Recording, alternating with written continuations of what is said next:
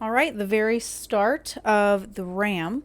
Now we will be using what's called drafting film. I will put a link to what exactly drafting film that I'm using. I did purchase some drafting film one time and I really hated it. But then I got corrected and was told a different kind, and I got it and now I love it. So this is the picture. Thankfully, this was provided by Jack Bell Photography. He's been wonderful. He has lots and lots of pictures. If you're looking for something, go check him out. Make sure you get his permission. We do have his permission on this particular photo.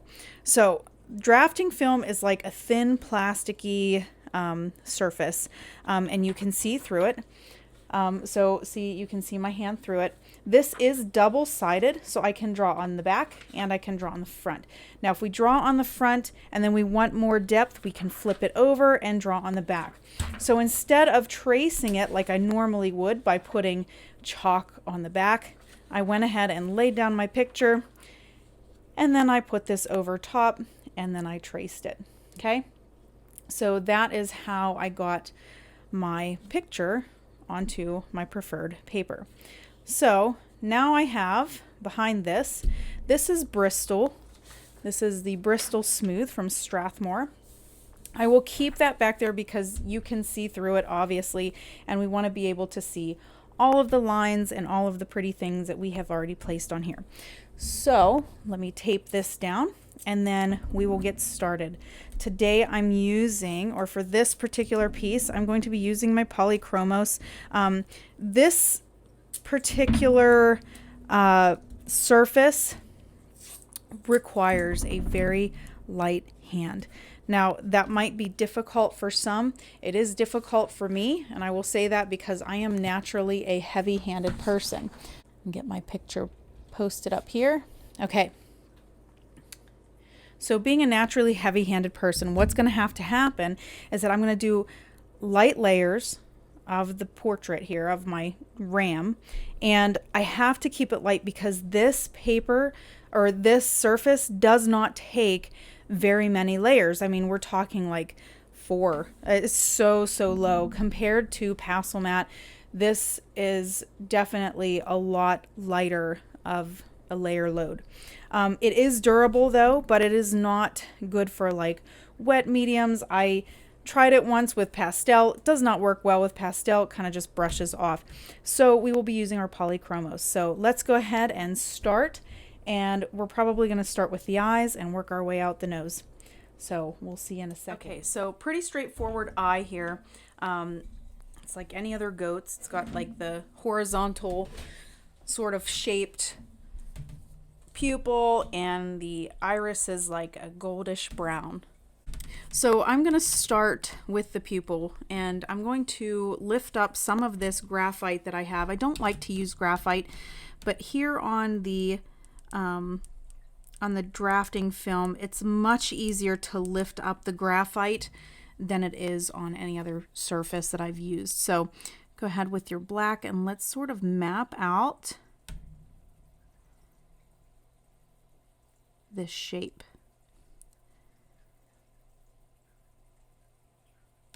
I'm going to be very gentle. I don't want to totally just dig into this paper or this surface right away. Like I said, it does not take as many layers as other surfaces. And if you want it to be deeper, which we will flip it over and we will add some color on the back.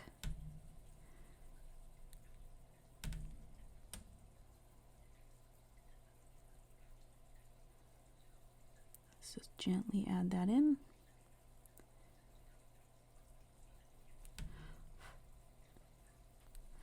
Okay, that looks nice and dark. Let's pick out some of our colors for the inside of the eye. Okay, let's lift up a little bit of that edge. And I'm going to be lifting it up before I color over it. I don't want my pencils to get, or my pigments to get dirty. So I'm just going to kind of lift a little wee bit. Now I'm going to use some raw umber, and I'm going to base out this color that I'm seeing here. Now the iris is a little bit more of an oval shape than it is rounded like you would see in like a bird or a human. It's definitely like more of an oval. So let's go ahead and put a light layer. Let's just do some scumbling just to add some of that nice soft layer of color.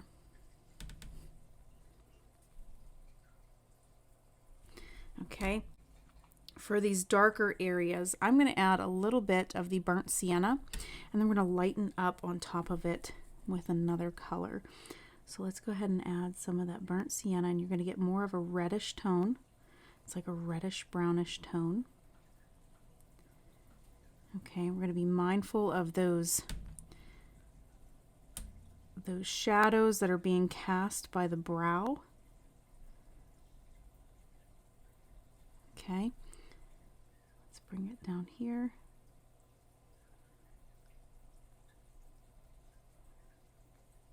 Okay, we have kind of a connection right in here of color, just a little wee bit.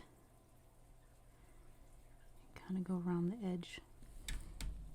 Okay, now I'm going to take a little bit of my dark Naples ochre, and I want to blend in some of this. And I'm being extremely light-handed. I don't want to push really hard. I don't want to lose my layers.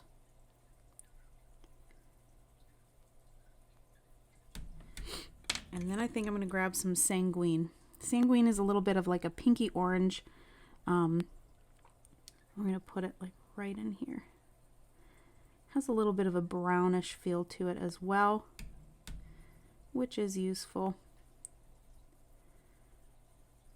Okay, once we blend all that, I'm going to go through again with my, let's do the walnut brown.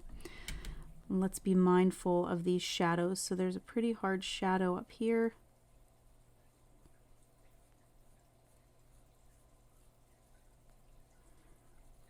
And let's pull it down into these colors just a little bit. So we don't see a whole lot of texture in that eye like the iris would have. There's a little bit you can kind of see there, but it's not like super duper prominent. So what I want to do is I want to be an artist, and I want to add it and just kind of play and have a little bit of fun with it, right? Since this piece for me is a fun piece, and it's not something that I have sold, it's not something that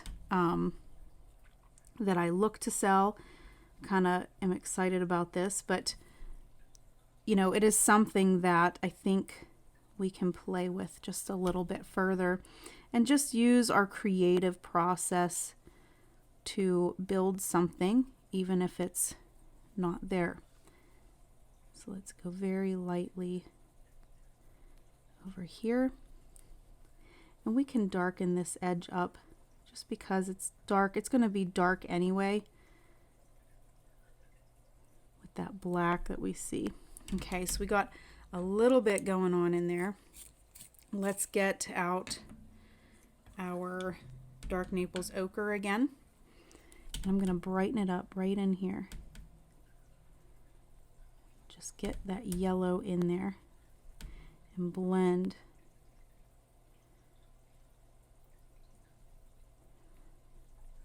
that shine right in there. So now with that, we need some darker values going in there. Let me get my black and make sure it's nice and sharp. And we're going to move around the outer edge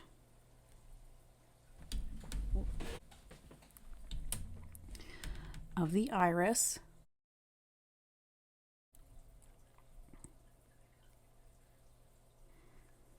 Just right in here. We're going to watch our shapes.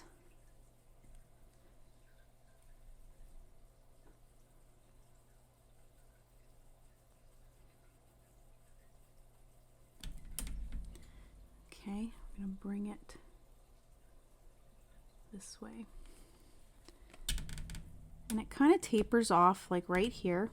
We have a big thick eyelid here, lower lid. Nice dark pupil. And then the front of this is where we start getting into the more dark area too.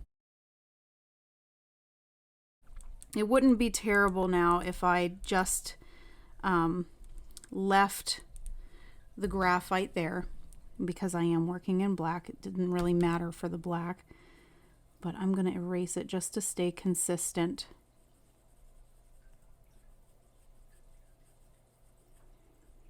Let's bring it this way.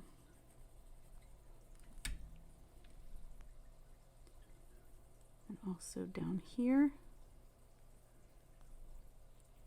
And at this point it kind of turns into a brownish, like let's see. I'm going to use the Van Dyke brown instead of the walnut. The Van Dyke has like almost a little bit more of a red to it.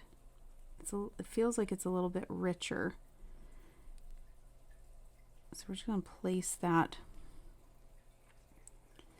right in here. Okay, let me see. And the eyebrow, or the top eyelid, kind of does the same thing. It's dark, but it's not like super black either. So let's just softly bring that right up in there. And that's where we get this downturn of the brow. Can put a little bit of black in here yet, just to make sure that we have those nice dark areas. Okay. So also using this type of surface, we have some new tools that we can use that tend to work better. So the slice tool, it can be used on just about anything, but it works really well for this paper. So when you scrape with the slice tool, you're going to be using that rounded edge. You're going to be scraping with that tip. Okay. So I want to add a little bit. I want to get on here so you can see. I'm just going to scrape out some of that and add just a little bit of texture in there.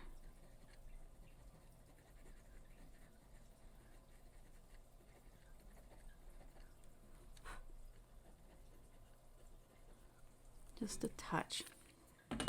And you know what? Let's add, I have this cadmium orange, and I think I'm going to put a little bit in there. I think I'm just going to blend some of that orange in there. Just like this.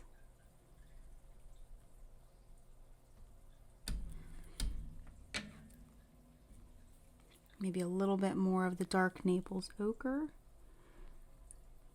Get some more yellow going. And then maybe even blend some more with the raw umber.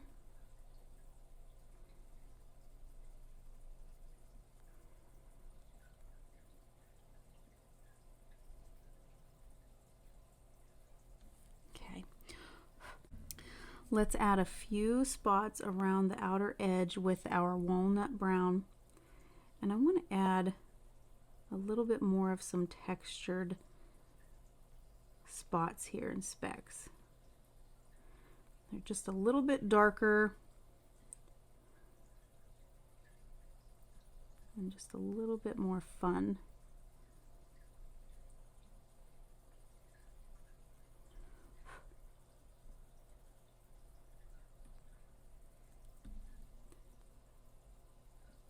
So when we get to this area with that eyelid, and it's not like terribly falling over his eye, it seems exaggerated right now.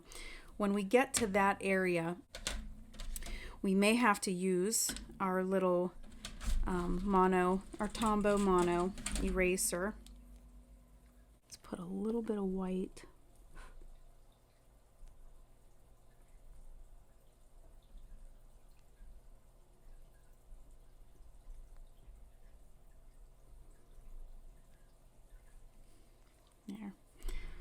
can put a little bit back here as well. Just sort of blends those colors a little bit more. Okay. And let me darken up this just a little bit.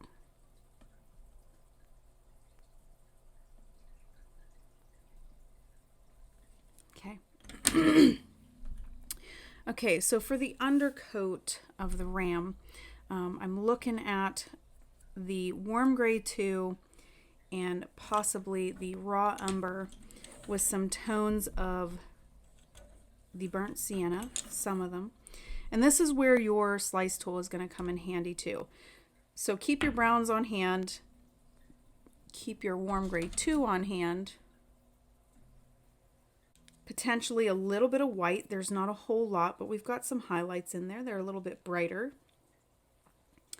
So let's start off underneath the eye here. I want to do underneath the eye. And let's take it to this little lump right here. Okay, so I want to use my Raw Umber, and I'm going to follow the direction of the fur. One thing about this is that too, you're going to have to keep your strokes really light and also really small. We have really short hair on the goat's face, so we have to make sure that we aren't doing long strokes and make it look like a long-haired goat, because this is not a long-haired goat. It has very short hair. It looks like it has very wiry hair. It's very stiff. Possibly really dirty because it's a goat. I used to own goats and they're very greasy feeling. Now you can try to bath them, but they absolutely hate water, or at least mine did for, they just did not like it. They were very picky. They hated water. They very much of divas, you know, so, but they hated water. So, but they have like this stuff in their skin, like sheep, I believe they have, well, this is like a bighorn sheep, but they have like what's called lanolin, and it is very greasy, you know, so every time I petted them or, you know, played with them, I would have to wash my hands because you would have like this greasiness on your fingers and all over your hands. So we're being extremely light-handed in this, okay? I do not want to use cream in this. It is way too yellow. Might have to go with a possible luminance pencil with like maybe the brown ochre 10% or even the buff titanium. Some of those colors will be helpful if we decide to use them. At this point, let's just keep moving with the Raw Umber. Just kind of working our way around. Now this is just a slight base layer here, and then get your Warm Gray 2, and we're just going to mush them together a little bit, just blend them. Of course, on this paper it blends really well, and your Warm Gray 2 is going to show up more of a gray color than it does, I feel like, on Pastel Mat, especially when you're on a white background. We've got some contrast there.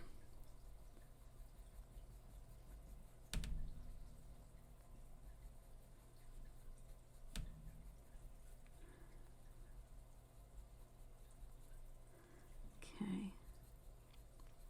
So where this is going to help you is that when you start to add your darks, your values, this is where it's going to help, because you get like a really nice base layer down.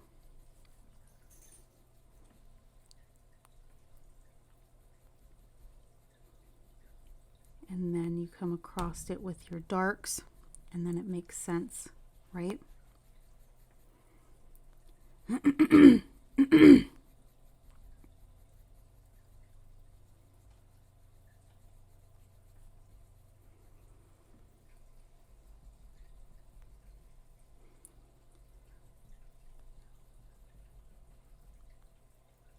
And this is all shadowed back here, so we don't want to do too much. I mean, we can add that base layer with the warm gray too. I know a lot of artists too will keep their colored picture behind and color over top of it. I feel like that's a good idea to an extent. I feel like it would be really good for like a base, but then I feel like you would have to take away that picture pretty often so that you didn't lose information, if that makes sense. So you could be coloring it, and as I understand it, you'd be coloring it and you would skip over areas because it looks like it's filled in, right? Let's get out some, where's my warm gray 5? There it is. Get a little bit of warm gray in there. Warm gray 5. For some shadow.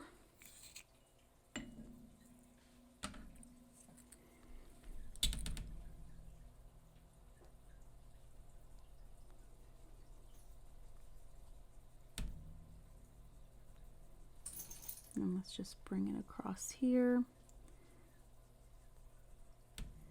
And then we have, this is going to be shadowed.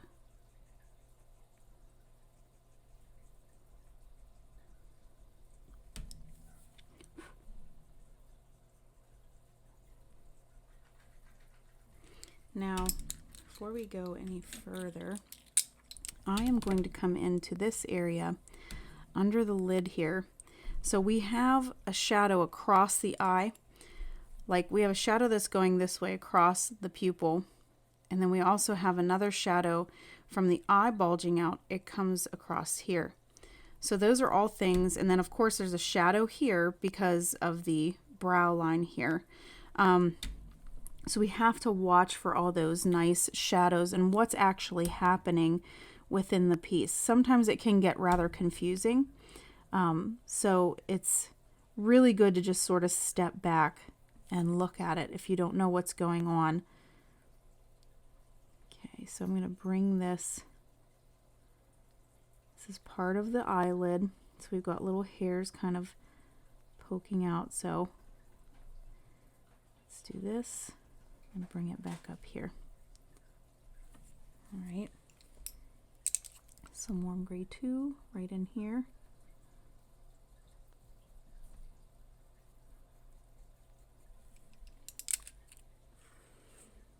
Maybe a touch of the walnut brown. Just kind of work on some of those values in there.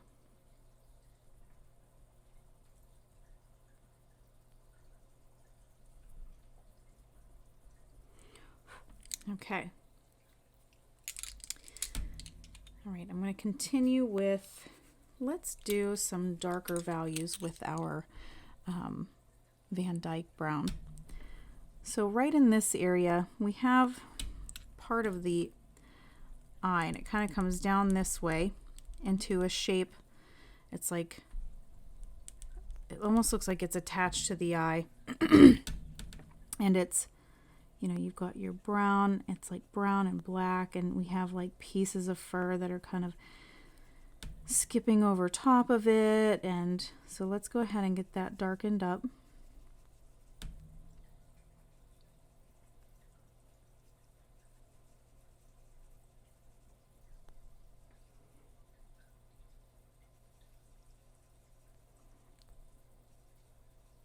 Okay, very lightly put that in. All right, so now I want to go through some of these areas on a little bit darker pieces. Okay, we're going to add those darker areas, the darker values. I can never think of that word. A little bit of raw umber, just kind of bring it in here.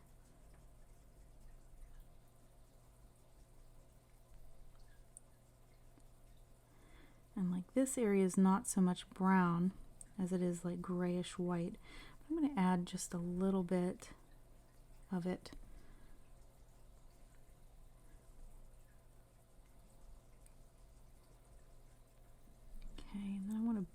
down here. I think we're going to have a little bit, some Van Dyke brown. Let's kind of bring it down this way. And what's fun about this is we can make up some of it. Like we can kind of just play a little bit.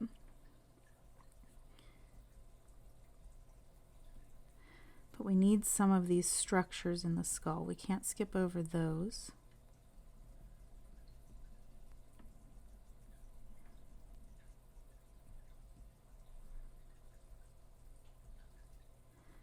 Okay, let's go a touch below that with our raw umber.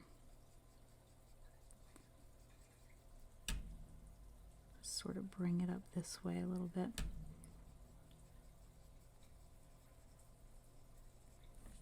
Okay. And these areas are much like lighter, like whites. So we can actually put our warm gray 2 in here. Just follow the direction of your fur. Keep it short strokes.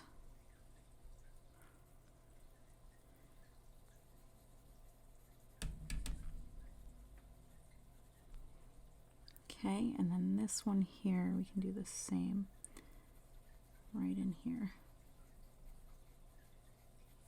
So it's so hard to see these colors. Can be anyway. Especially with the white on white, and you know, you don't know if you're actually coloring it or it happens. Just do your best. There's a slight color difference. That's good.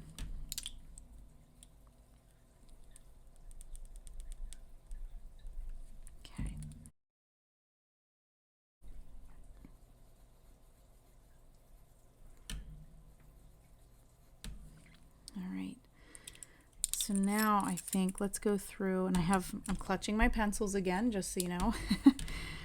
I'm going to go through with my raw umber again. Sounds like it's starting to get windy out there. So we were supposed to get a really bad snowstorm, but it turned out to go like south or something. It went somewhere. It didn't come here though. We didn't get a single flake. We didn't get anything, which I'm okay with. You know, if you know me, if you've been following me, you know that I really do not like winter. You know, we live in a very small home, so like my kids fight like crazy whenever they're all cooped up. They all get super bored with each other, and some days they have a really good time with each other. I mean, if you have brothers and sisters, or if you have children, you kind of know what that's like. It can be crazy, to say the least. But thankfully, they had school today. I hate doing the schoolwork at home. What the heck? I hate doing the homework packets. You know, it just gets crazy too. So, you know, I'd rather their teachers do it with them so that they get it right the first time, rather than me messing it up because I don't do math. Here's some, we're going to use some Van Dyke to darken some of these areas.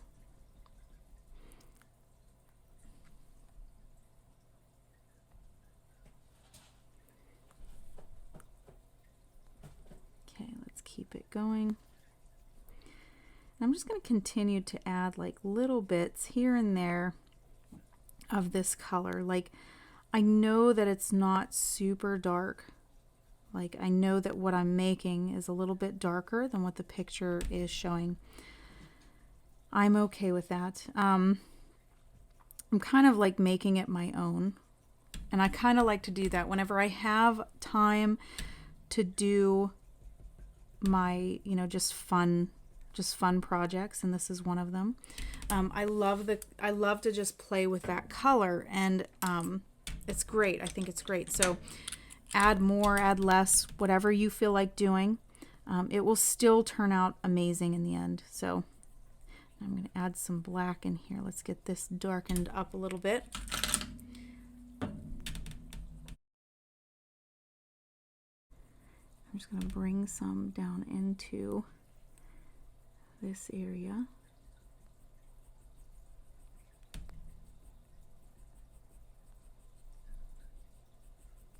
And some of those hairs kind of go over top, which is okay because we have our slice tool.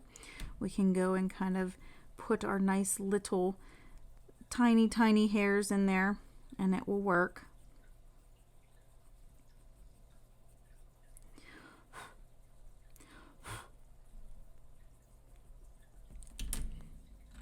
This isn't like, it's not blunt, it's just not doing what I want it to do, so I'm going to sharpen it up.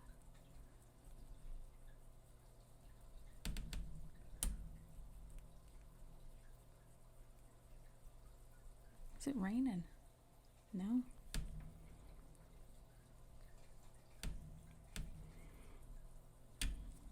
I think I'm going to put a little bit more of this burnt sienna right in here. Just get that contrast a little bit deeper there.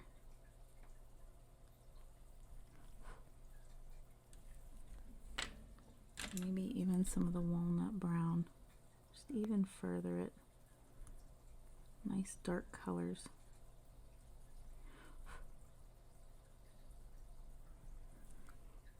Okay. So we have to watch two because this we have, since we have that shadow that's like right here, it's very clear.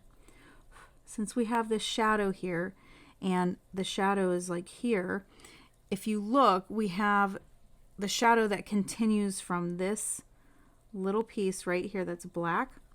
It continues like through the fur right beside it. Okay. So I think sometimes when we are drawing, we can get lost in the shapes and the colors, but sometimes we don't step back and look to make sure that what we're seeing is exactly what we're seeing. So we might just keep drawing and thinking, oh, it's good, and then we step back and it doesn't make any sense. So we have to step back sometimes and look at exactly what it is that's happening within our piece.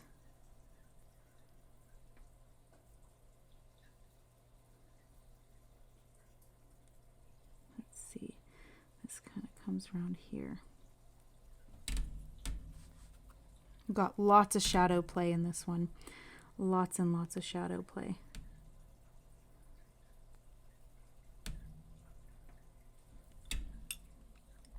And then let's put, I'm going to put just a touch of white in here.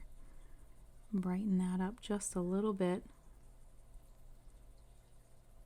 So if you add any pressure at all, you're going to see that, you know, that some of it's going to flake off. So you can take your slice tool and we can create some more hair pieces in there rather than adding the white on top. See, it is taking those little bits and pieces out. It looks really good.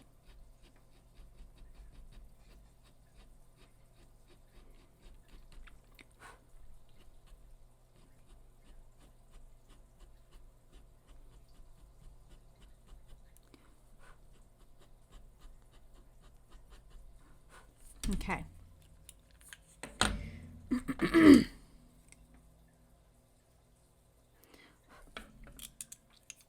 All right, let's add some more. I've got my warm gray 2 and my raw umber.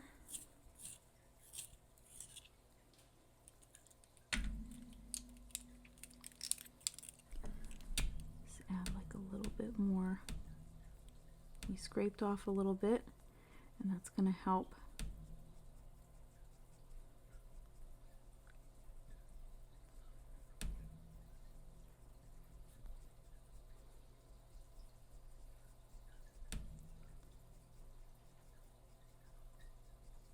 So a little bit of color through there.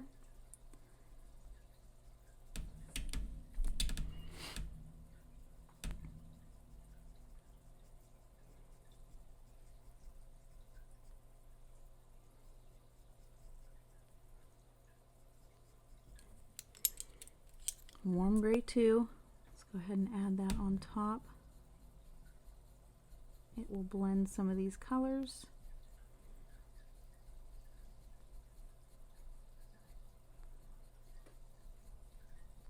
Might have to add a little bit of the Warm Gray 5 just to get a deeper color, and then scrape away to reveal some white.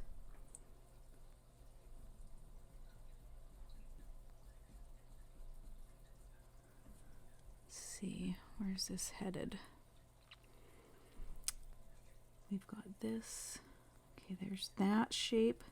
So I always am looking. I want to make sure that I'm in the right area, that I'm seeing the right shadows.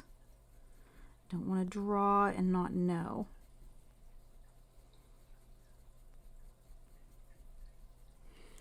So let's go ahead and get the Warm Gray 5 out. I mean, this might sound crazy, but let's do it. Be very gentle. If anything, this paper will force you to be light-handed, that's for sure.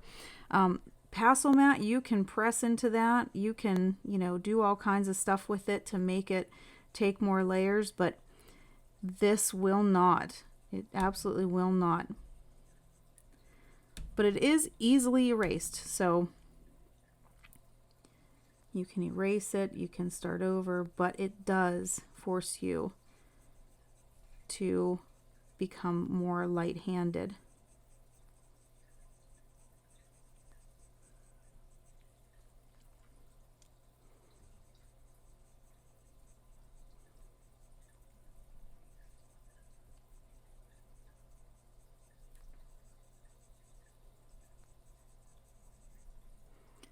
I'm going to bring that just a little bit darker here. This has a really dark area, and it goes into this area right here. Let's see. This is like a shadowed piece, and it comes up and then down like a Z.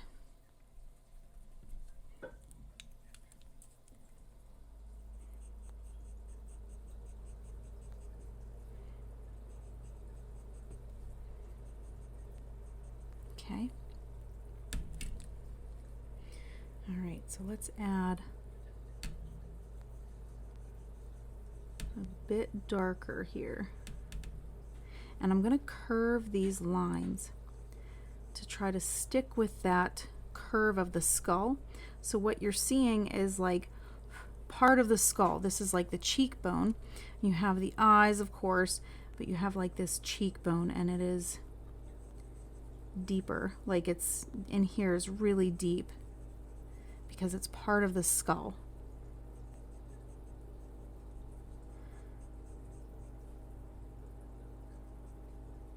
We've got a few dark areas here, and then we kind of venture here with dark.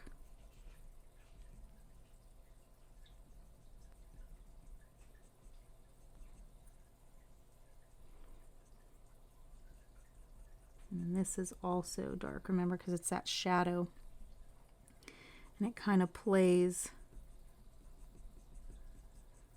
off into over this way. Okay, so let's get out our Warm Gray 2. Let's get some of this blended. Might have to go a little darker, but I don't think I'll be using black. I think what I'll use is something like the brown, like the walnut brown, or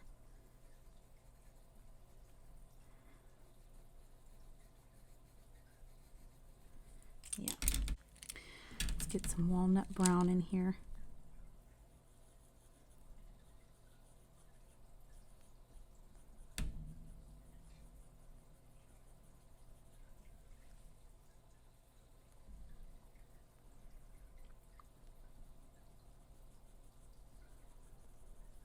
Now, if you look too, we've got the hair that kind of comes this way, and then right here it switches. It kind of comes down this way. So it's almost like a tuft over top of this piece of the bone, and it just sort of like melts up this way. So it kind of straightens itself out, even though it's still dark up here. Warm gray 2.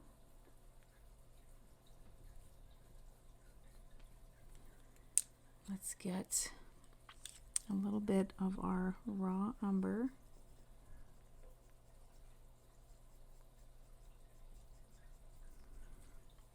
And then let's put a little bit of that in here as well. Just a little bit. I want to keep it pretty light there though. Okay.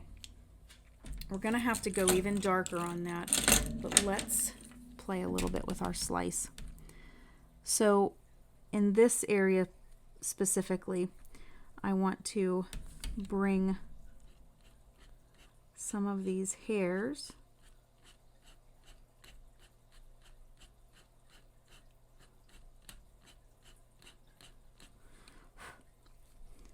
to a different direction. I want to bring them down this way and take away some of those harder edges.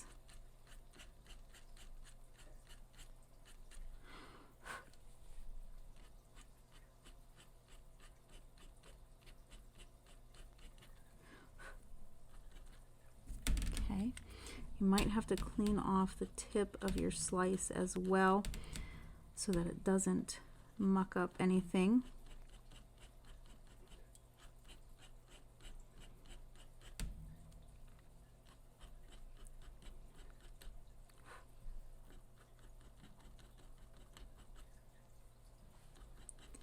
Let's take a little bit more of this color out, just a little bit.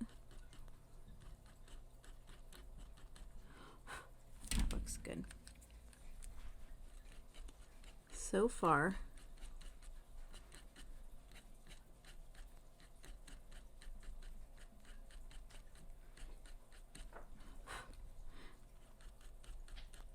looks really, really good.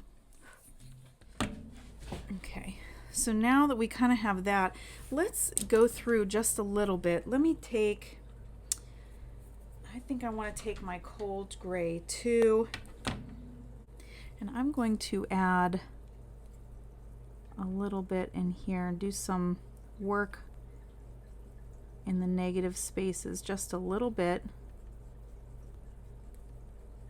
Bring it in here.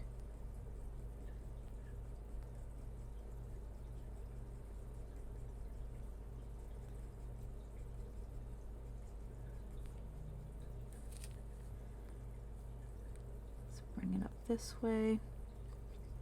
We've got some darker bits that need to come down. I don't want to use that one. Maybe we'll use this one. This is the warm gray 5. Just kind of bring it this way.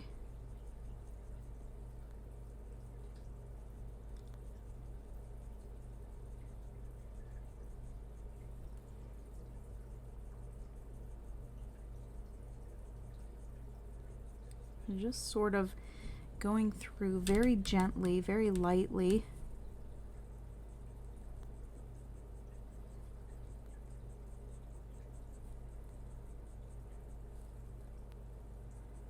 Just going to kind of skim over this a little bit with some short strokes, and then go back through again with our slice tool.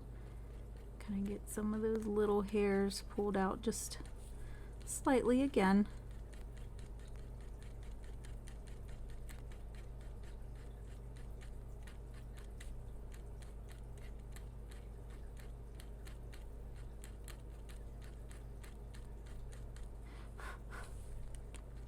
Now I'm blowing on the paper to get rid of some of that dust.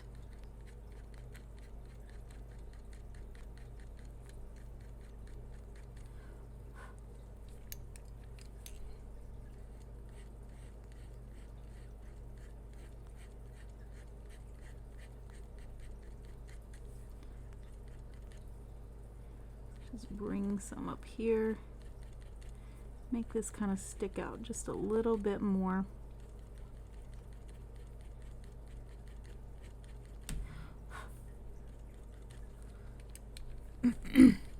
And then let's do some deeper tones. I think I'm going to put a little bit of some burnt sienna in there. Just a little bit, just a touch.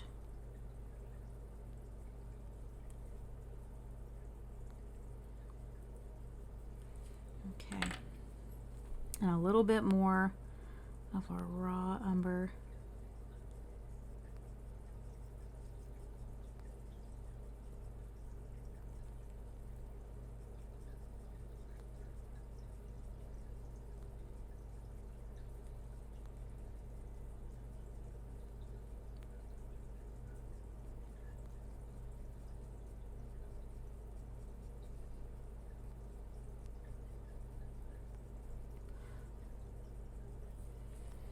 Okay, I think I want to get a little bit darker in this area. I'm going to get my walnut brown, continue to darken this spots up in here, do a little bit of some work on that negative space in between those hairs.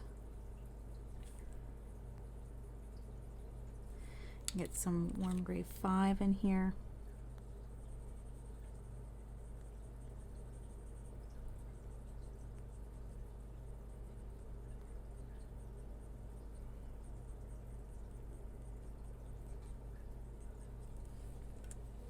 Oh, he's looking good.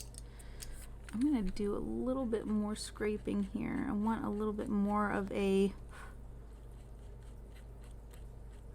like a gradient transition.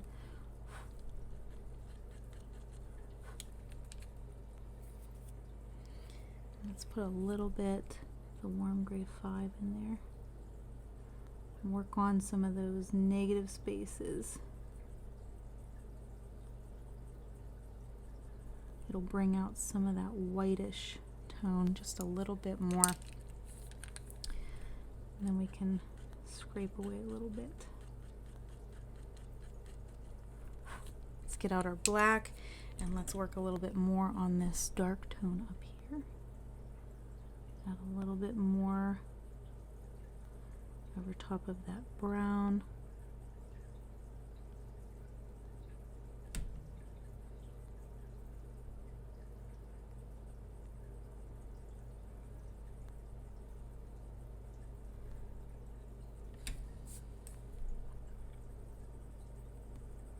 And then of course, when we go back over to the other side, we'll be able to darken these up even further if we want to, and bring it to a darker feeling. I don't think we need much anything in there. We can put a few bits of black down in here just to bring it a little bit deeper. Okay, let's work a little bit above the eye. Now that we've got a lot done below, let's go up here. So same kind of feels here. We've got some raw umber.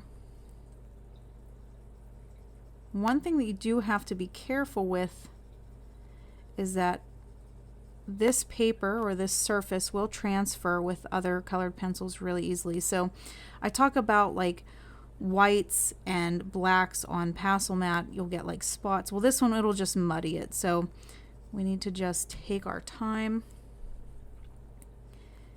and really think about how close we're getting and trying to steer clear from the areas.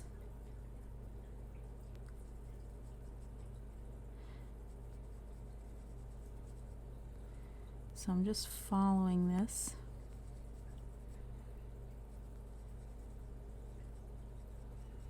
Like this, we're going to add our warm gray 2. Mostly, let's see, let me grab my Tombow Mono. I want to take some of this out.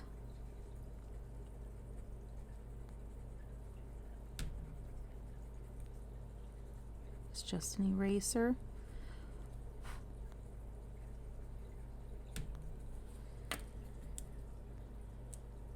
And then I'm going to take my warm gray 2 and place it in here.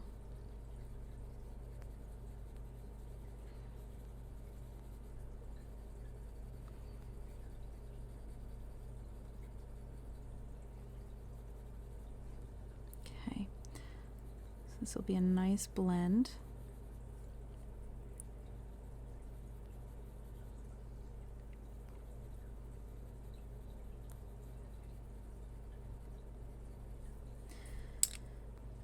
Let's get a little bit of the walnut brown.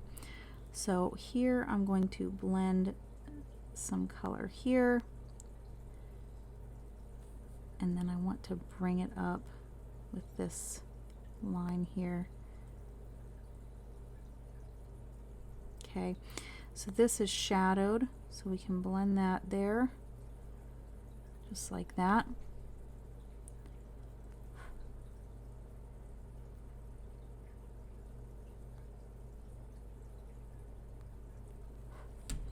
And even let's blend in just a touch of black, just because it's surrounded by black. It will just make more sense to me.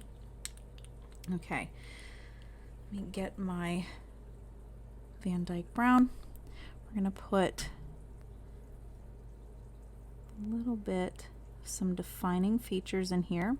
So part of the eye here, we have like this ridge that's part of the eyelid. So we're just going to kind of put it in like this. We can start making our short strokes, kind of going out from this area.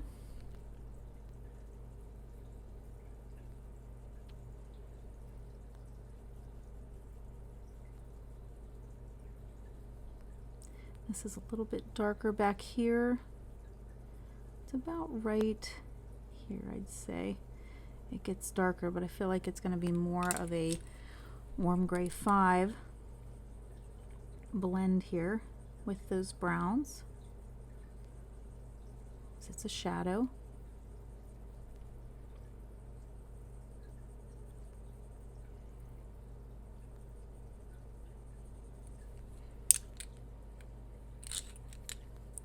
And we can place some of our warm gray too in this area just to buffer a little bit.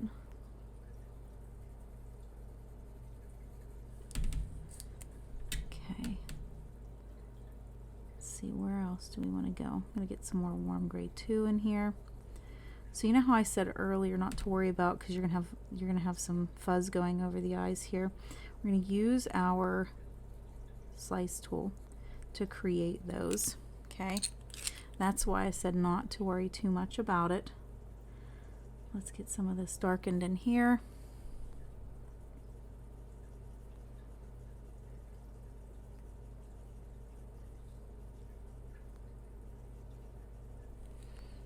Okay, and then I'm going to blend it a little bit with the raw umber.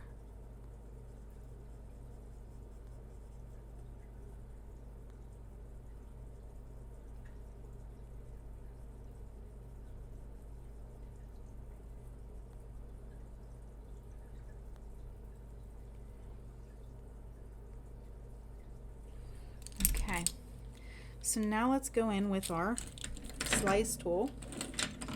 Don't mind my pencils dropping there. I just got to get my hand out of it. End up getting way too many pencils in my hands. Okay, so now I'm going to follow these areas. This is going to create a lot of those negative spaces. It's going to look really, really good.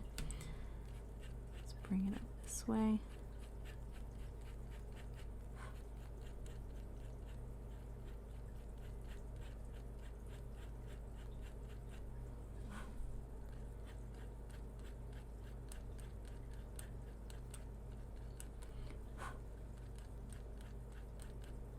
So even though we scrape away and we see these fine lines, we still are going to have to go back through and, you know, correct some things, add some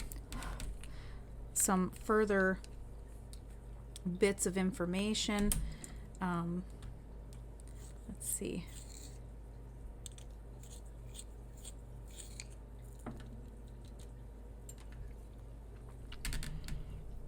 So let's take our warm gray 5.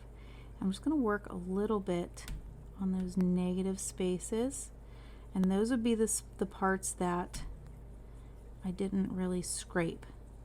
Okay. Let's bring this a little bit more to an abrupt halt here with that shadow.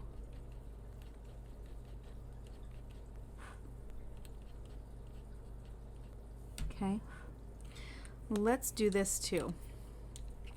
I'm going to take my warm gray 5, and right in here in this lid here, I'm going to blend in a little bit of it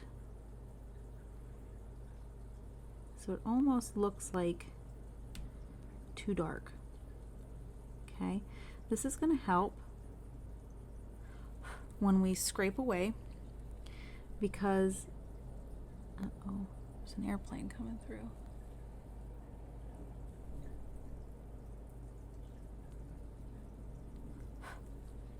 When you scrape it away, we're going to be able to see it better. So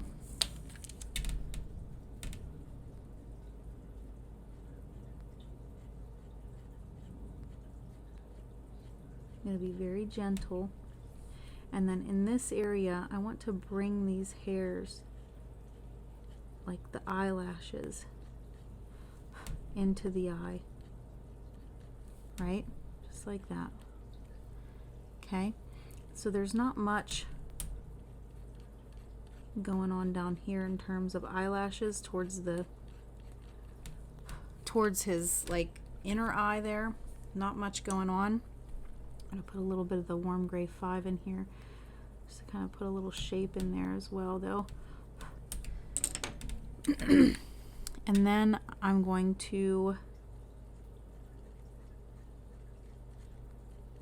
bring it this way. The slice tool is so helpful for these, especially when you're doing like this surface. Just so good. Okay, so I want to continue. Let's keep going up the brow a little bit, and maybe we won't start here yet because of the direction of the fur. It's kind of going this way, so then maybe we'll switch to the nose and work our way up. Okay, I'm going to get my warm gray 2, and I'm going to start to sort of fill in this area here.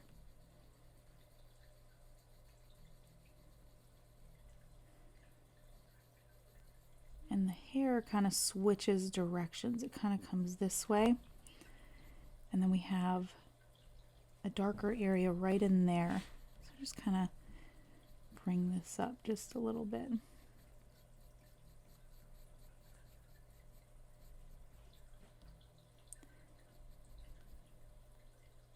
So we have like a tuft kind of ends here. And then we have another tuft that sort of comes up around like this. It creates almost like a V right at the top of this darker spot. Let's put a little bit of our raw umber in there for a little bit of color.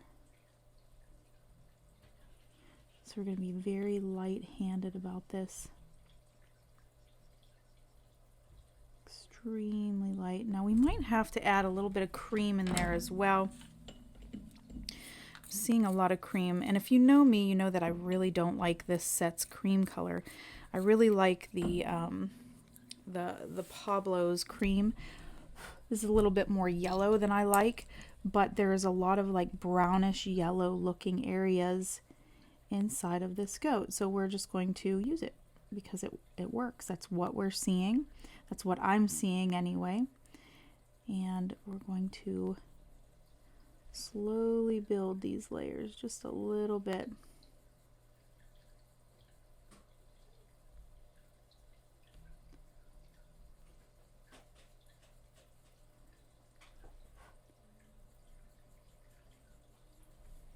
Okay, we can even put a little bit down here. I know we already kind of went over this area, but put a little bit of cream in here.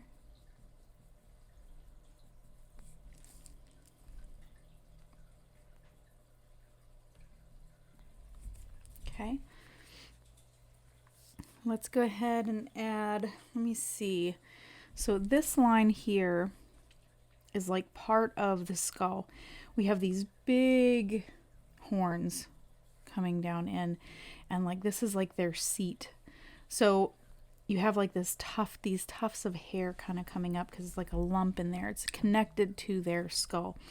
So right here is like the point where you get like these darker areas. So I'm going to come in with my cream here. We're going to extend this area just up to that little, we'll call it his crown. This little crown here. I'll bring it this way. So we got to watch because there's a bit of a curve right here, because right here you're starting to see more of the bridge of the nose. So we have this curve right in here. And then we have like a switch of the fur direction. Right here's where that tuft comes in and it gets darker. So let's get our raw umber. And let's kind of define those, the direction of the fur just a little bit in here. It's going this way a little bit, but then it switches. So we're just going to bring it across in here, just darken it up a little wee bit. I'm being extremely light-handed, and that might be really hard for you. I know it's hard for me as well. If you've been following me for any amount of time, you know that I am just naturally heavy-handed, and I find myself doing that, like doing too heavy of a hand, especially on Paso Mat. I do a lot of heavy-handed work. But this paper, it will force you to be a lot lighter because it does not take many layers. It just does not, which is a good thing. I mean, it turns out wonderful, but it can be difficult. Let's just come in here. This is that darker area, so I'm just going to kind of outline it. I see a lot of like black in there. There's like black up here in this corner, but we're going to sort of map it out a little bit with just this raw umber.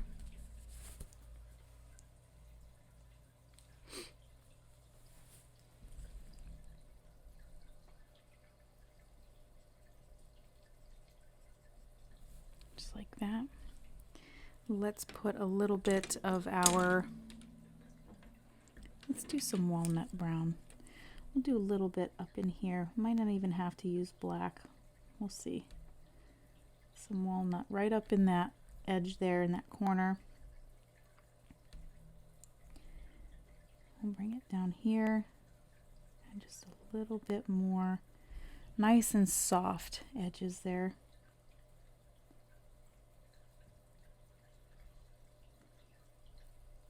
And then a little bit more heavy here, just a touch though. Doesn't need to be dark at all.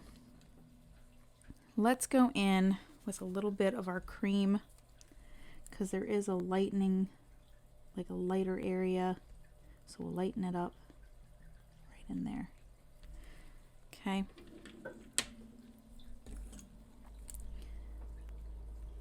A little bit of warm gray too.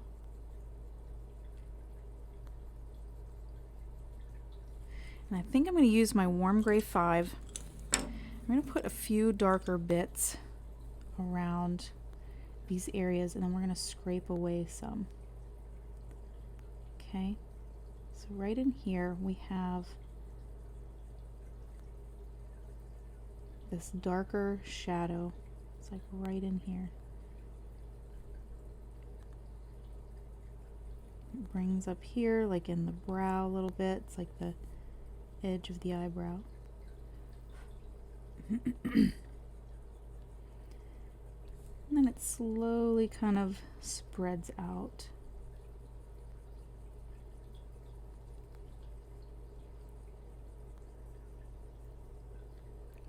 And we have a little bit kind of working its way around in this lighter area, in that little tuft here.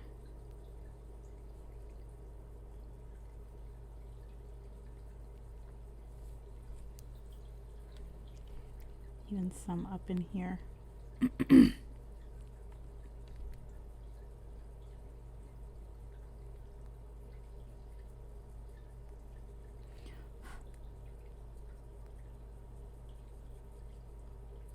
So we might have just a touch in here. It's not too dark though, and not a whole lot.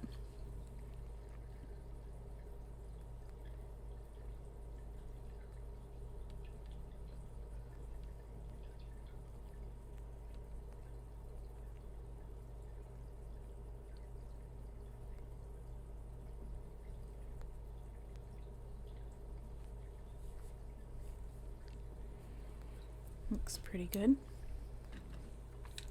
I'm going to take my slice tool and just kind of scrape a little wee bit.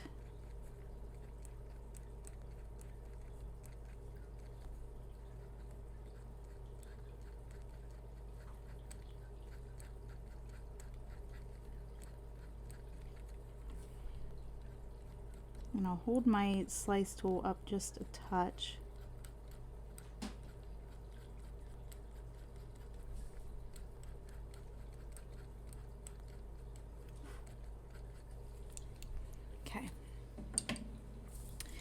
I think I want to get a little bit of my burnt sienna.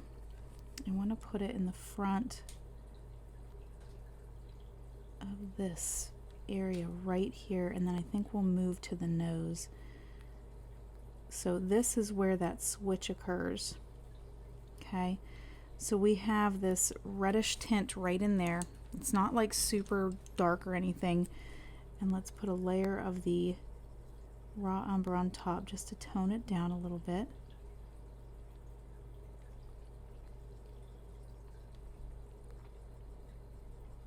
Okay, and we'll just leave it like that. So let's go ahead to the front of the nose. We're going to come down here, and we're going to start with the nostrils and kind of work our way back and like kind of upward back, you know.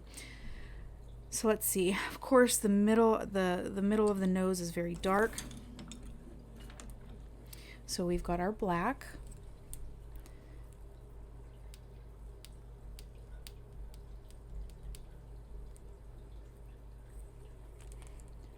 So let's get it kind of based out a little bit. We have some shapes in here happening right in the center, or like the front left side.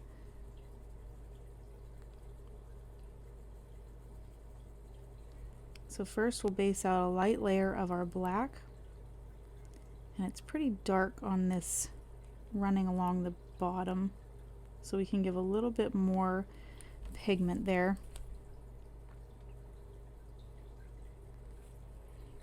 And then it kind of runs around the top as well. That's like a little bit darker too. Okay, so let's fill this in. We're going to make it, I'm not going to add a whole lot of pressure, but you want it to be a solid color.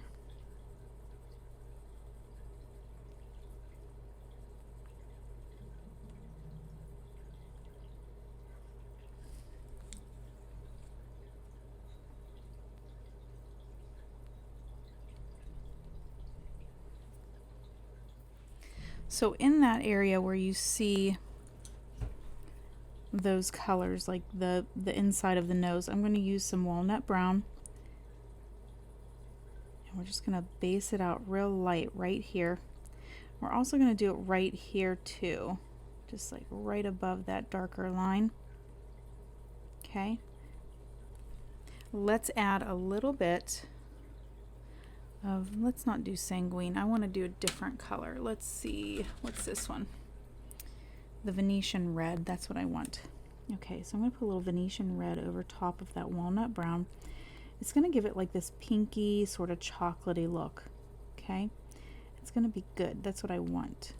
I want this nice pinky chocolatey look. And I'm going to blend it a little bit further with the walnut brown. just very light strokes. We're just toning down that red, but we want to keep that look of red, sort of reddish brown. Okay, so now I'm going to come in with my black. Now look at the shape a little bit. So we have to come in on top of it a little bit, okay, and create that shape that we see.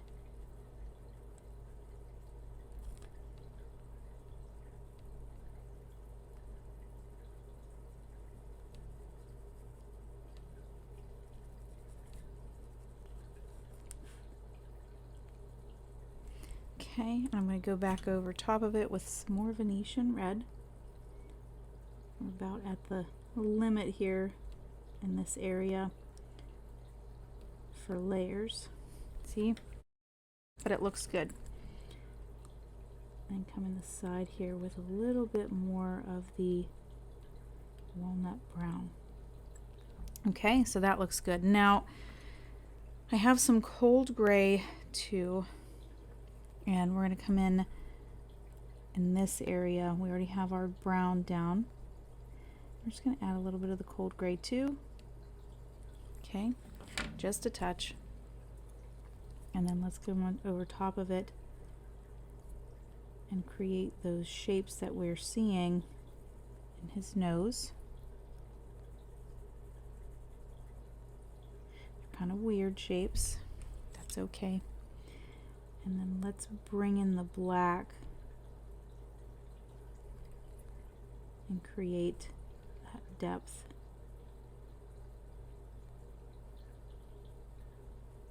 So we're seeing these shapes and colors. They're not quite clear. Oops, I'll grab my warm gray too. Blend that just a little bit, and that works really well. I think that's good. Let's do the other nostril real quick, which is not even black. We don't even have any black in that nostril. So warm gray 2 and walnut brown. Let's go ahead and, or wait, not warm gray 2. We can do, where's our warm gray 5? There it is. We'll do a little bit of this nostril here, and then we'll bring it over here. So let's look at what we've got. Seeing some warm gray 5, a little bit of brown in there.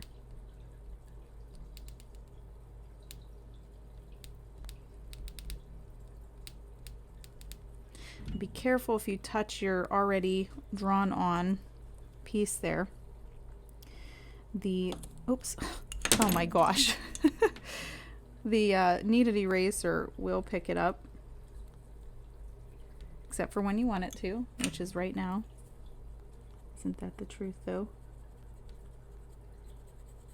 There, Tombow to the rescue. All right, so let's just very gently add our warm gray 5. We're going to have a lot of shapes and stuff happening in here as well. This whole area here is just warm gray 5, but I'm just going to go around. I'm just going to go around the nostril itself. Sort of work my way.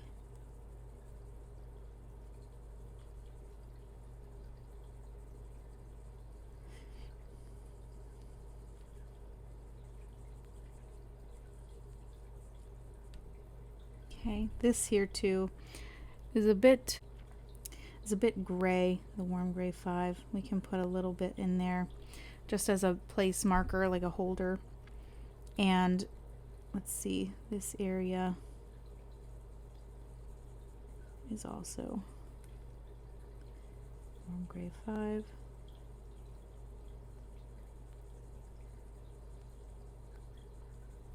Okay. Let's place some walnut brown. You know, I might want to go with Van Dyke. Let me find my Van Dyke. Okay, let's look at the nose here. Let's come up front. I'm going to add some shapes in here. So we've got a pretty deep space right here, just like that. Okay, and this is a smaller area since this is only about an 8.5 by 11 sheet of paper. It's a little bit smaller than what I usually work with, so we've got less space to work with, which is sometimes good.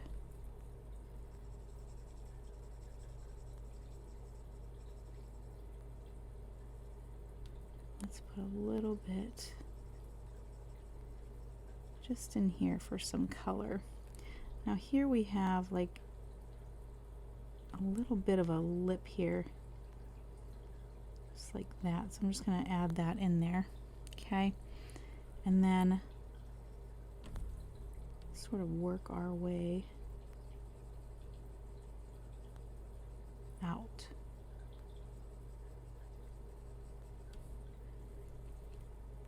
So we've got some shine happening right in here. Let's do a little cold gray 4. Let's bring it into these areas here. So these areas are going to be a little bit different because we're not working with fur, so they're really smooth.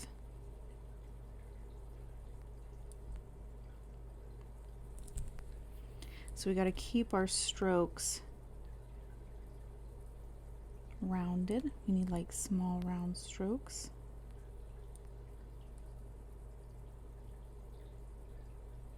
I'm going to skip over a couple spaces here.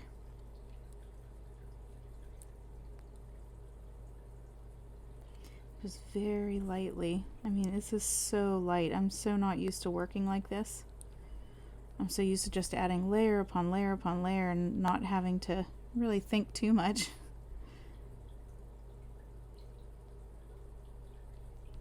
So this is so much different than other textured surfaces.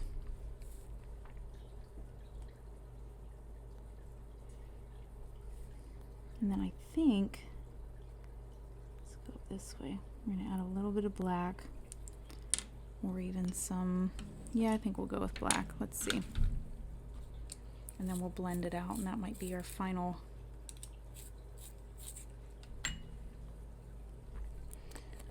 layering here. We gotta put a very light layer across. So I'm just looking at these color changes that I'm seeing inside of his nose.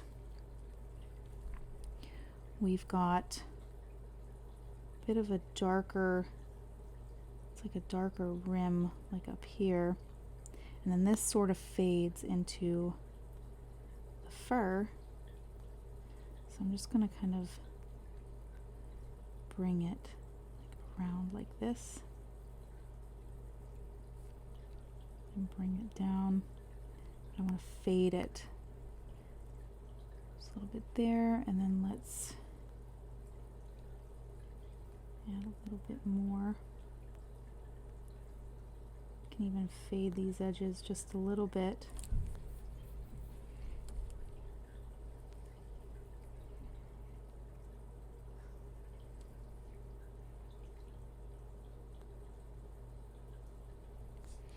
See, it's starting to come together. I'm going to come back and do our highlights.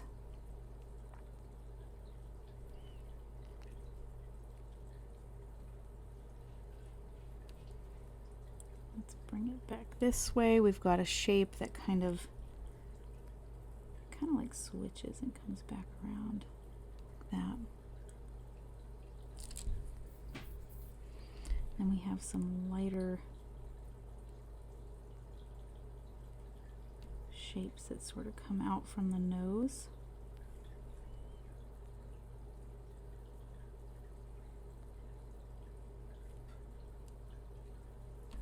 Just like that. And I believe we also, just like a dog or a cat, we have this midline here. Kind of have like this scrunching of the lips We've got like some shapes in here.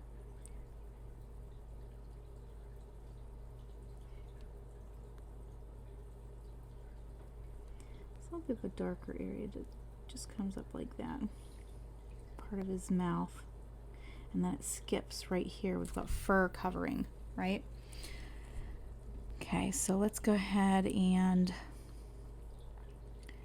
let's add our warm gray.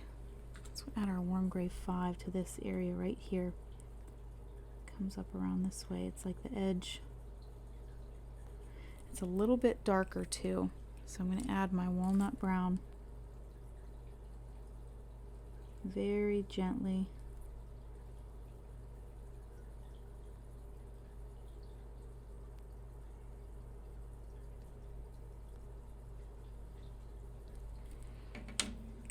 And then I'm going to go over top of it again with my warm gray 5. Just kind of blend that a little bit. Okay. All right. Let's look at this edge like right here. Let's put a little bit of our warm gray 5. It kind of skips an area here and then it comes out and around just like this and attaches just like that. And you have a little bit of a color down here too. Okay, slowly it's coming together. It looks really good so far. Okay, so instead of just instead of going through, I'm going to add a little bit of black here on this down edge.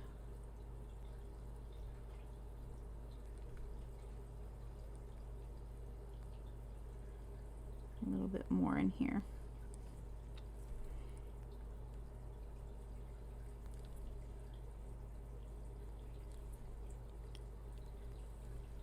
And I think, let's see, I need some more cold gray. Cold gray 4. Just gonna kind of work my way around. We're gonna have to start transitioning into the fur, which is like the cream color. So let's grab our cream and our warm gray 2, maybe even our cold gray 2. I'm nervous about the cold gray. The cold gray with the, okay, so cold gray, let's look. The cold gray seems to have a little bit more blue, like blue in it. The warm gray has a little bit more like brown, and the cream is yellow. So when we talk about like color theory, when we mix yellow and blue together, we get like a green color. So I'm thinking more that I want to do the warm gray with this because this has so much of a yellow tone to it. So I'm kind of steering away a little bit of the colder colors, even though we're seeing, like cold colors in it. But that's kind of what I'm thinking, and that's how I'm processing at this moment. So I'm gonna get some warm gray here, warm gray 2. I'm just gonna soften these edges a little bit. Might need to take out that lip line, maybe even both, with that graphite. Okay, this one might be easier to do since it's on that edge. I mean, we're gonna do both of them, but let's see. Let's bring it all the way around here. You can see that edge now.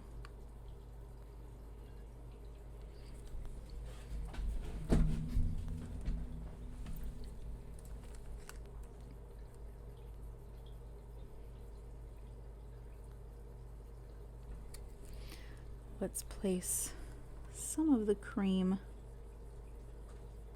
in here. I'm just going to put like a little bit of a tint, a little hue in there. And then let's do, I don't want to do white, but I bet we could do, I'm going to do a little warm gray 5 here, just kind of soften that edge. And then there's also a bit of a shadow.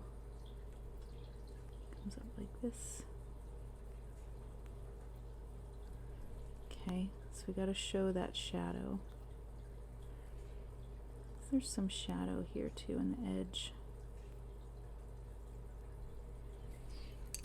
Let's get some warm gray 2 in there again.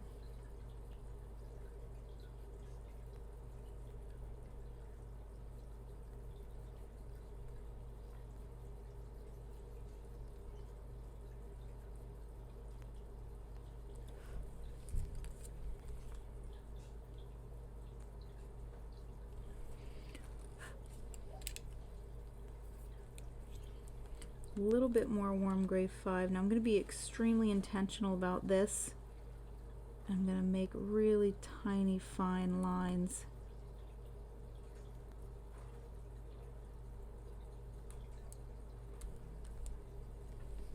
I think I'm going to have to go a little bit darker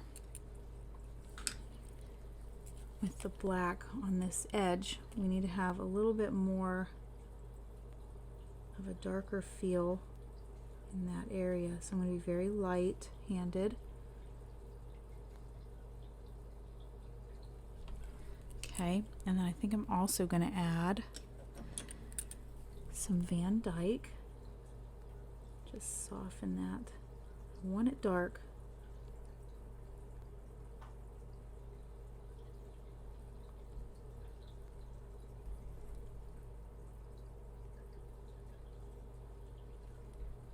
Okay, let's even put some of that Van Dyke down in here.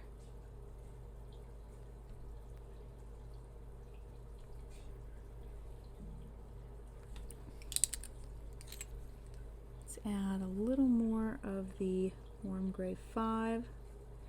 Now I am being extremely light-handed.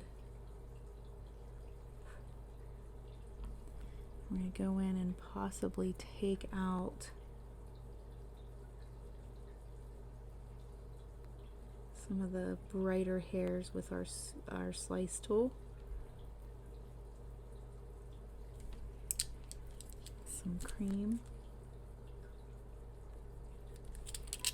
Maybe add a little bit of your raw umber.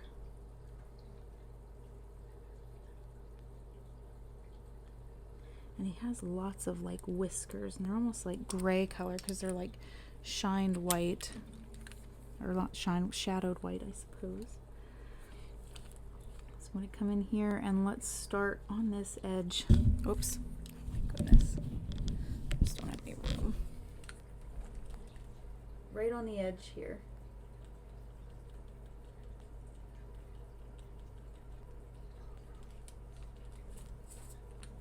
Where that dark meets the fur.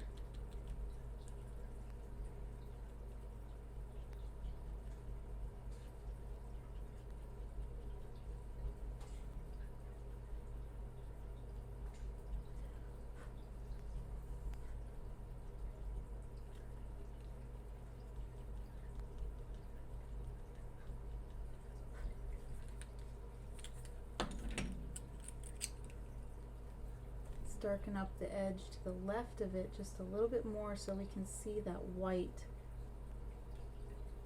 So it's a little bit more prominent.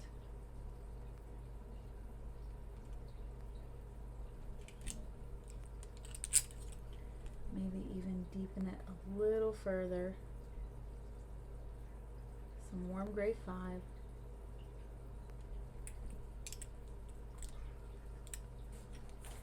And scratch it out a little bit.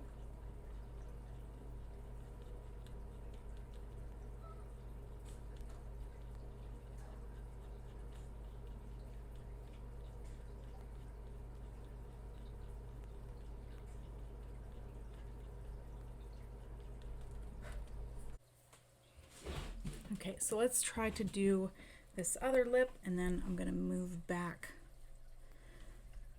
his face. So I'm going to take some warm gray 2. Let's go ahead in here.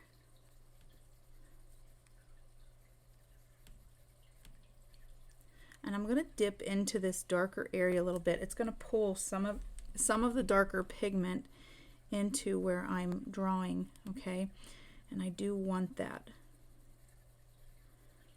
I want it to be a nice transition.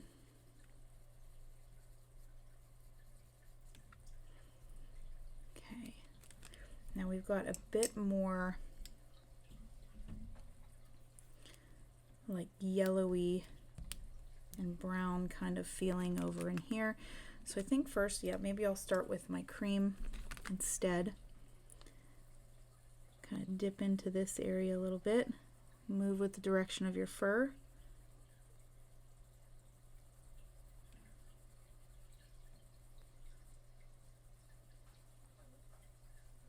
Very slowly going to build that up just a little bit.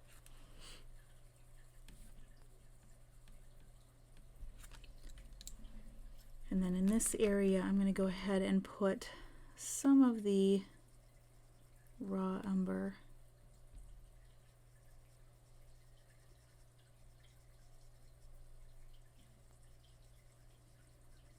Very light-handed here, extremely light.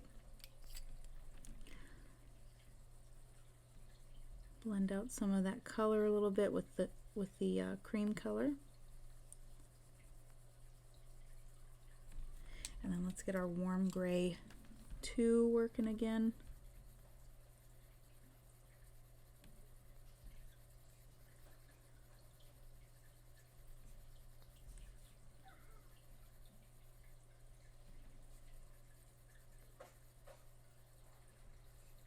Just like that. Now we're going to start moving up this way.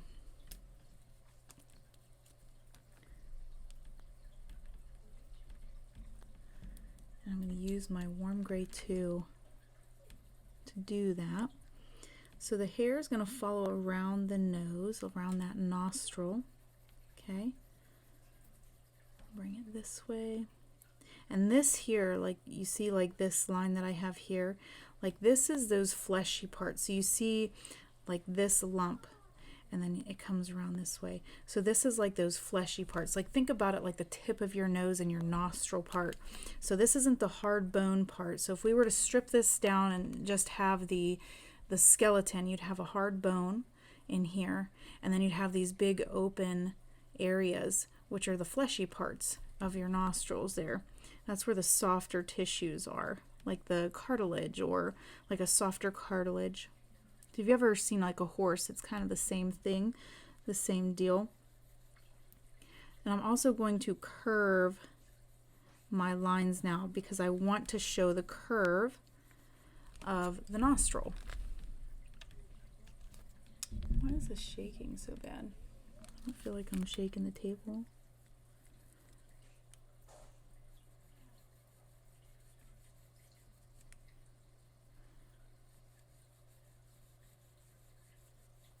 Comes back this way.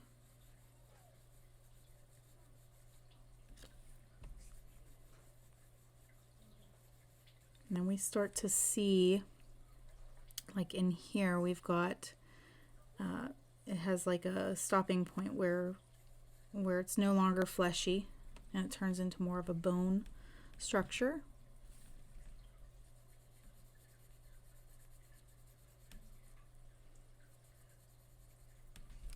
Let's get rid of this area.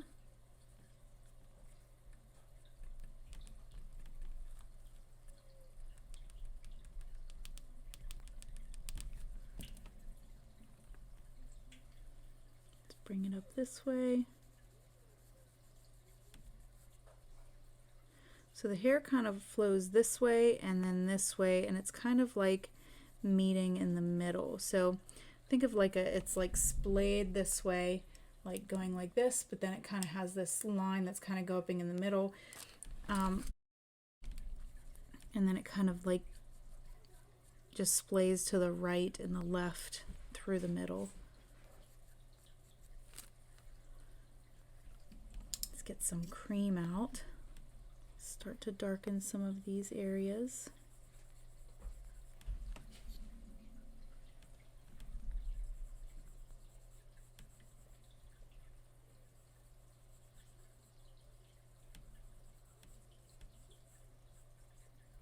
Let's put a little bit here. So this area here is like more of a white, and we're going to skip over that area. Okay, so this we've got down here that's more of a brownish and it's dark, but then it kind of goes up into the grayish and the white. So we'll put a little bit there, kind of display a little bit there, and up towards the top of the nose we've got more of the warm gray too and the cream. So we can continue.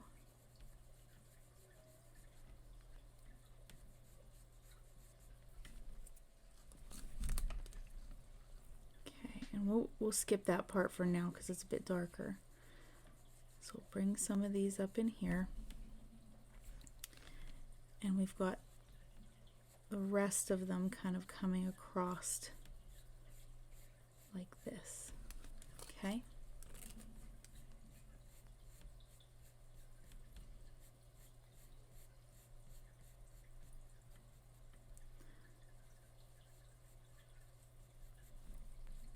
Now, strokes on his nose are a little bit longer than the strokes under his eye.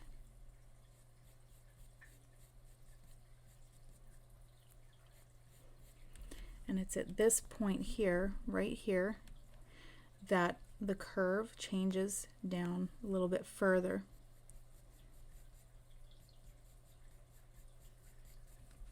Okay, so let's add a little bit more of our cream.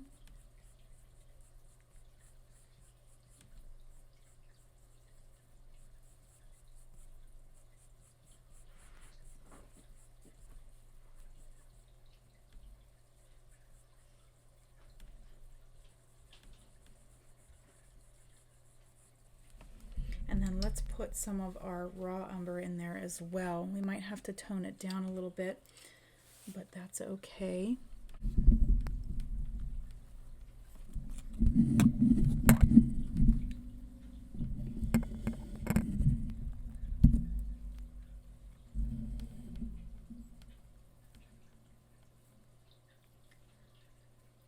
Let's come in here and add very gentle strokes, very light.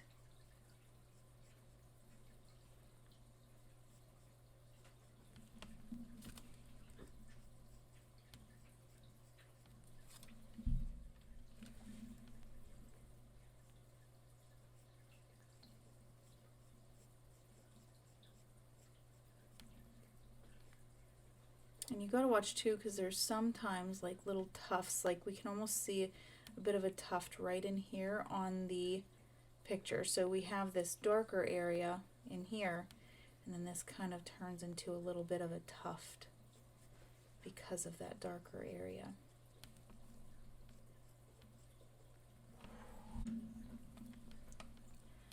Okay, let's come back down with our warm gray 5 and let's finish up some of this area. Let's put in our darker values in here. It's the values that give your picture more life. You could have the wrong color, but if your values look great, it will look amazing still.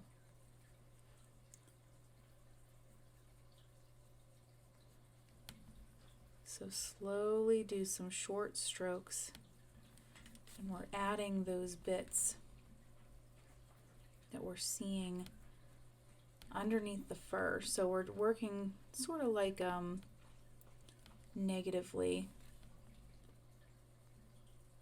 I'm going to add this as a darker.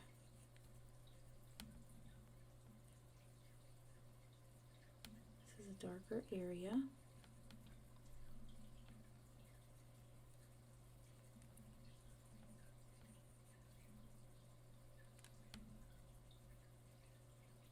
A little bit dark in there as well. Okay, let's continue with our cream and just get some of these blended. We're gonna have to add some darker bits to this though to make it stand out a little bit more.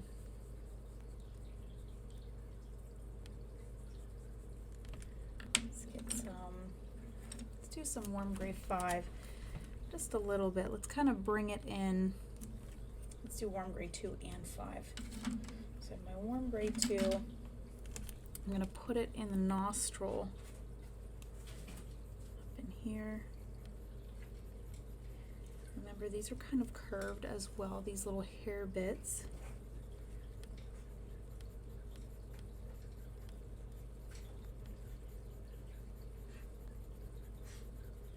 I don't know what that noise is.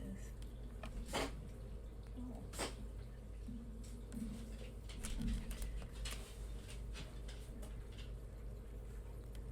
So we have to now look really closely at how the nostril and the hair and the skin underneath are reacting. So we have these darker areas around the nostril, and then we have a slow build up of some colors, like some darks. Oh, it's jiggling too much. Maybe that'll help.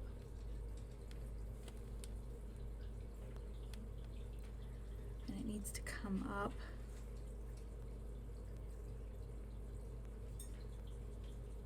I'm being extremely light-handed here. Just bring this color up around. And again, we're working around those fleshy parts, those the nostril part that's like that cartilage.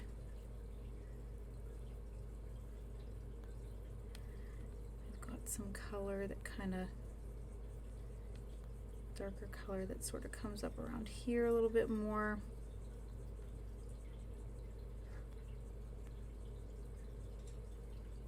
Just a little bit, and this is going to help create that that curvature that we have, that bulbous kind of happening that's going on in here. So maybe just a little bit throughout here. Not as dark. I think I might grab a little bit of the warm gray 6. Now this one's a little bit darker. It's not like a whole lot darker, but it's pretty close to black.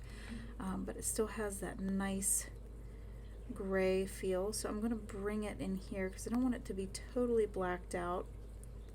I definitely need some more darkness.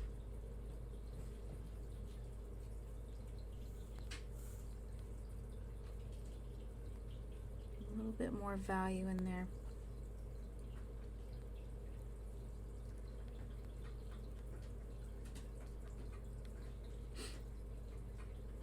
Just like bring it along there. Can even bring it down around here, around the nose. We need to add that texture.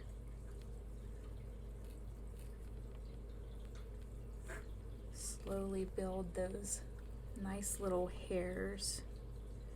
This is like all smooth in here, and then we get like these hairs, or I guess we could see like the skin beyond the hairs. So kind of bring it around in here. So we're seeing the skin through.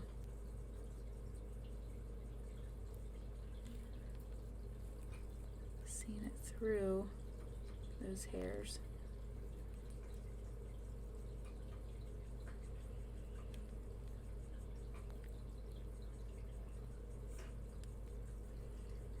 The slow buildup is super helpful in bringing your drawing to a new level. I always like looking at other artists who use the drafting film. You can get such beautiful work on the drafting film. I don't know why I don't use it more often, but it is gorgeous. Like, it turns out so well.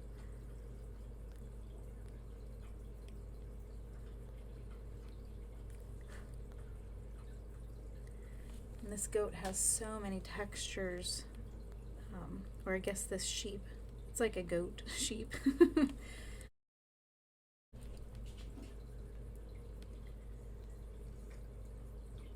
He has so many textures, and that's I wanted to try the drafting film, and I haven't used the drafting film for a few years now. It's been the last time I used it, it was with the owl, the barn owl. And I enjoyed it. I mean, I thought it was great paper. I think we just get so comfortable, don't we? So comfortable in what we know, what we do. And sometimes time doesn't allow us if we have a lot of you know, portraits on our plate. We just kind of like do what's comfortable. At least that's what I do. Some warm gray in here again.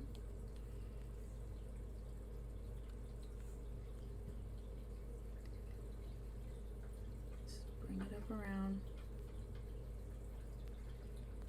This area here I'm going to have to work on right in here. I love how this turned out in here. But we are going to have to come through, scrape away some of that, add some highlights, right? It's looking pretty good. Let's smooth out the nostrils just a little bit more and take some of that texture away. And we're going to do it by using the scumbling method, which is the tiny circles. I'm not putting a whole lot of pressure. I'm actually holding back from putting down pressure. I want to smooth that out. Like that.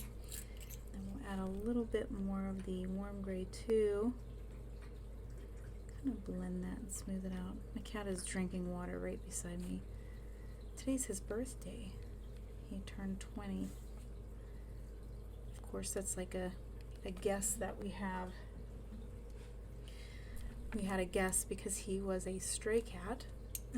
So we don't really know when he was born.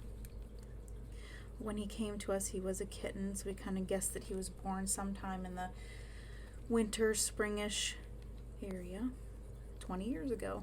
So, some warm gray 6. So, very happy birthday to Cooper today.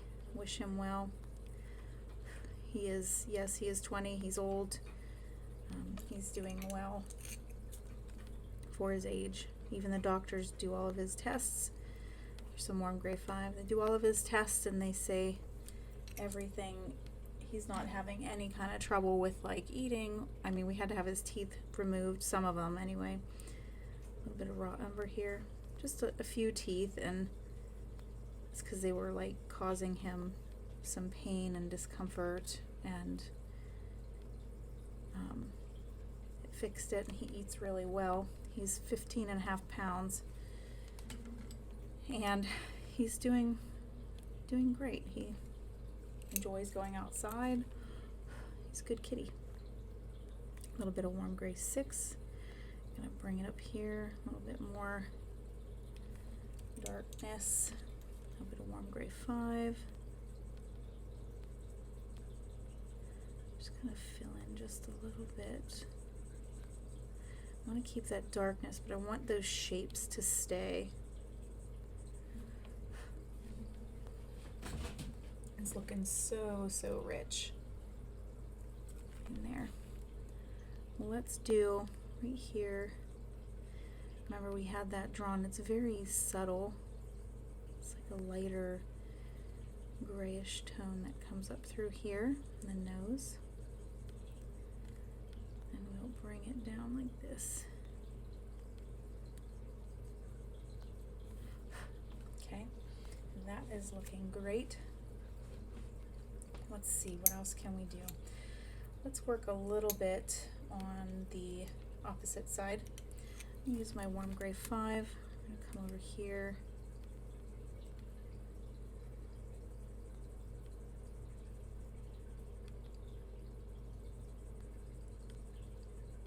There's a little bit of a shine right there. I'm going to have to remove that with my slice tool.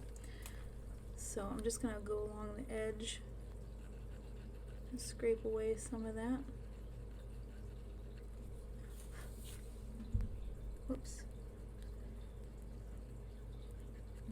Just a little bit, just so I can save that. And it does go the whole way down, doesn't it? Kind of comes down here to that tip.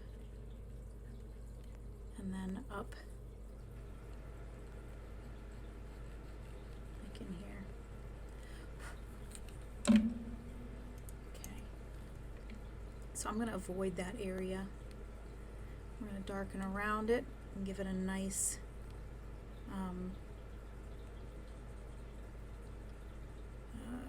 like oh my goodness, contrast. Just kind of work up around it. It kind of disappears around this area, so we can feather in some of that warm gray 5.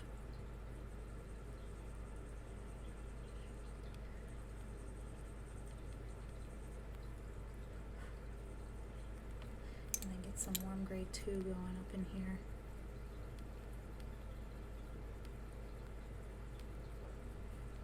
Got lots of white areas in here, so I'm just going to go along here, doing like an oval stroke. Just kind of bring that together.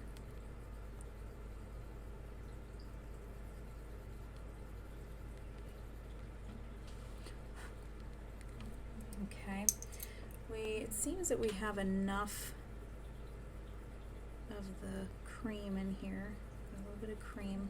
Let's do a little bit of just a touch of the raw umber. Like, I'm not seeing a whole lot of it, but we can kind of come in here, just put a little bit, just will help put a little bit more values in here, some darker values. Just bring it up, just like that.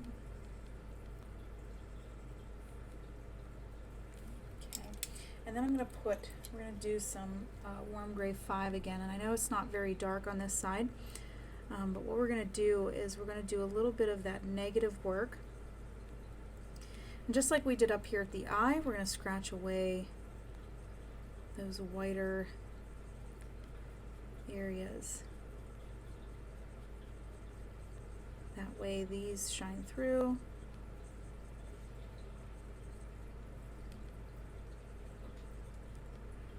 I want to get that angle right. So I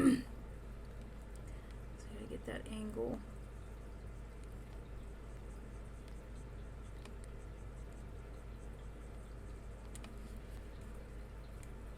Okay.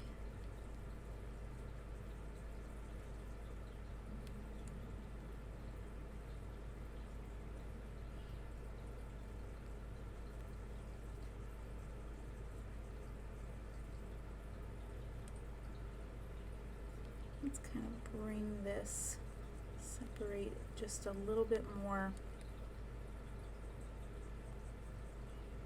It's like that. I'm going to put a little bit up in this area, kind of soften it a little bit more. A little bit of warm gray 6.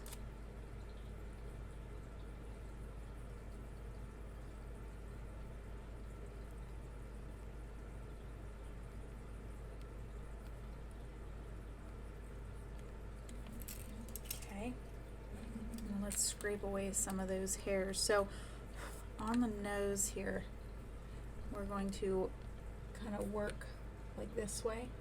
Okay, so I'm keeping it like this, backwards. We're not going to cut it like this, but we're going to use it like this and use a tip. You can see that some of my pigment is still on there, so we're just going to scrape it like this. Okay, like we've been doing, right?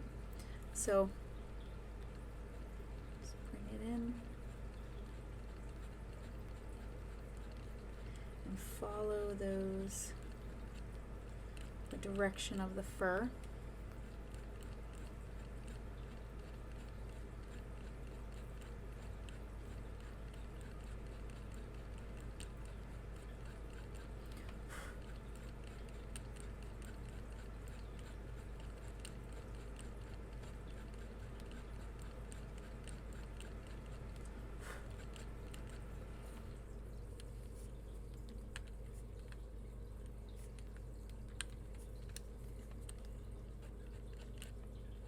I'm going to try to get rid of most of that really dark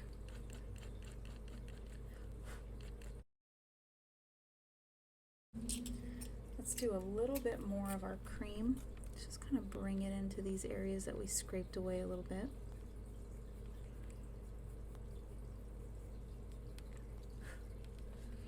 Okay.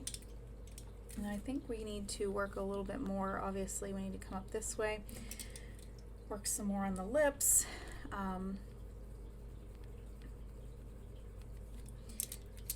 Just, it takes a while. These things just take a little bit, don't they? Let's do some light strokes in here. There's not a whole lot of brown in there, but it's a little discoloration. Just bring it in here a little bit, and then soften it again. Some of the cream. Let's go in with our warm gray 2.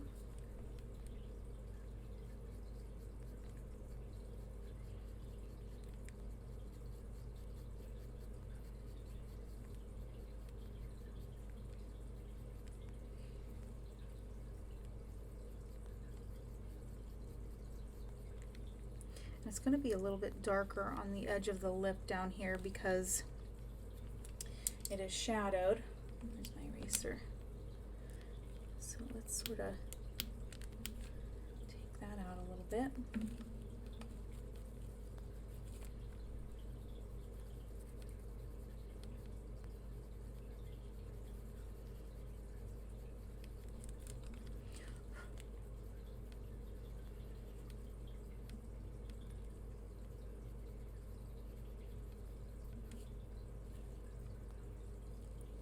Like this muscular, there's like a muscle right here. They have like muscles in their lips, and you can see it with all of these little creases and stuff. These are those muscles. For the, let's see, for the bottom here of the lip, this should probably be a bit darker.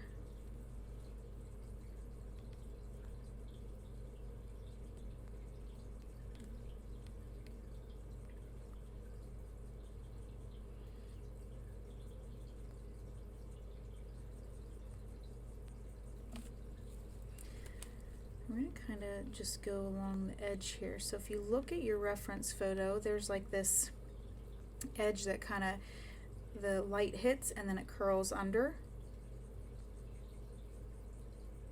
So that's what we're going to do. We're going to soften all this, make it darker.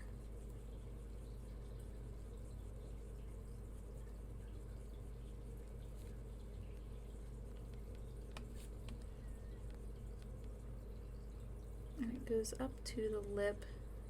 It gets a little thinner right here, like right in this area, and then it comes up with that curve.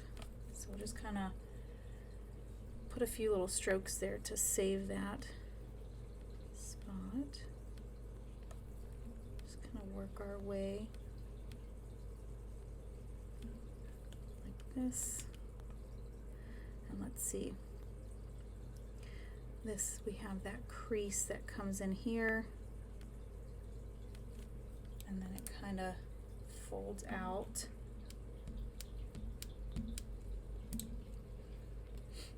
Let's do a little bit of the warm gray 2. Let's come in here, follow that direction of the fur. It can be really difficult with the folds and stuff. Sometimes you get changes in the direction.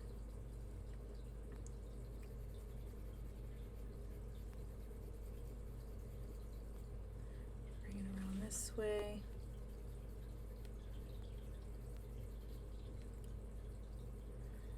This has a crease, or at least a darker area. Okay, so we got that kind of mapped out. So let's go ahead and put a little bit more of the warm gray 5. Just going to kind of come in here a little bit, darken that up.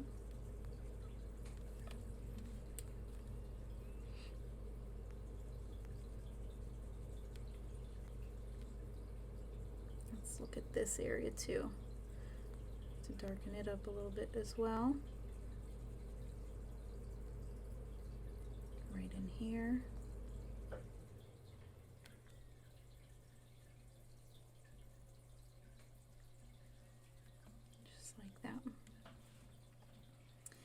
this area is also shadowed.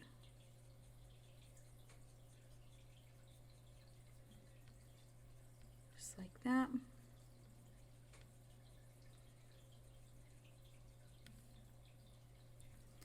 So we're just going to add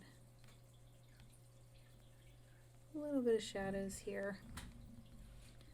Of course, when we go back through and we scrape away, we're going to overlap them a little bit so that, you know, you can see that those hairs a little bit better. Let's put a little bit of our cream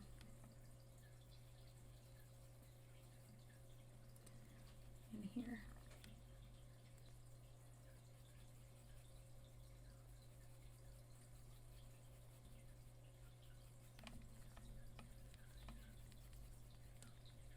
And this comes down here.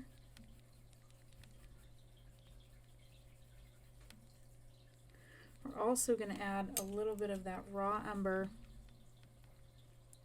I'm going to bring it down in here just a little bit.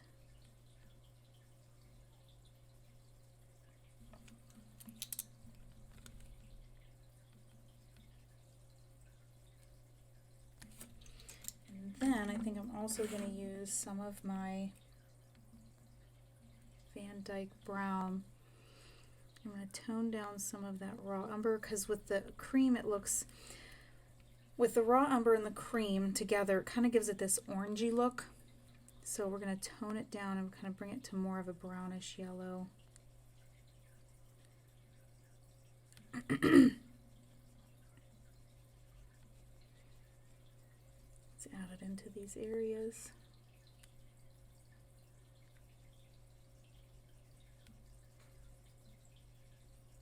I'm even going to put it down here just a little bit.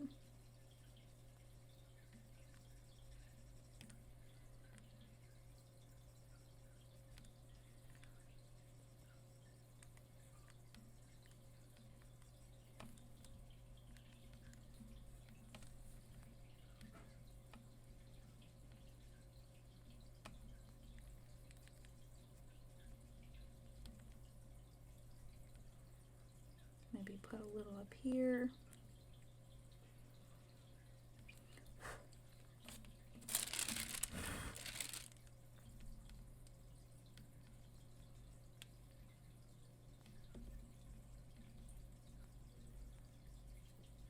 I'm just going to add some in here because we're going to scrape away some of that to make that white stand out. So I'm not too awfully worried about it. Let's kind of focus on this shape that's right here.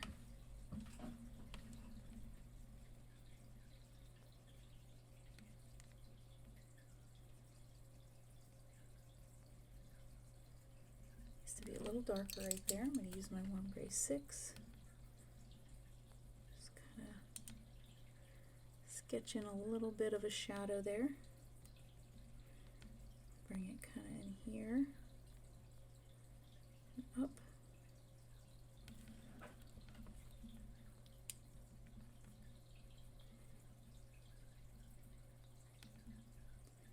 Do the same right in here.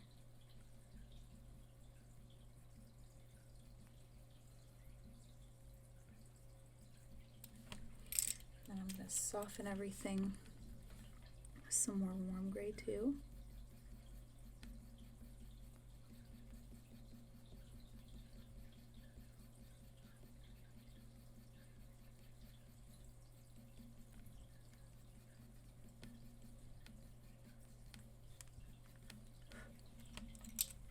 So now I'm going to go in with my slice tool and let's do a little bit of work around the nose. I'm going to kind of just come in here.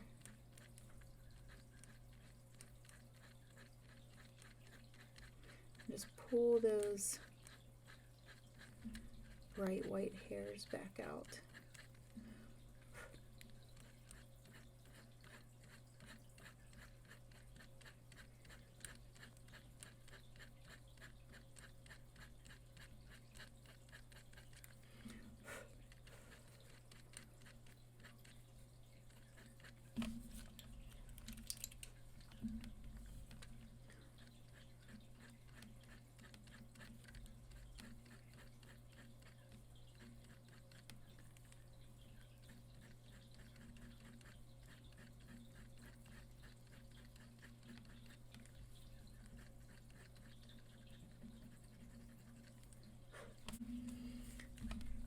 So I'm just going to take my time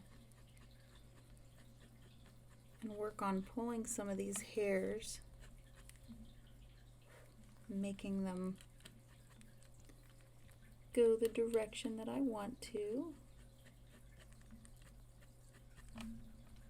So you can dip up into that darker area just a little bit. I'm sorry, like my camera, you can't really see.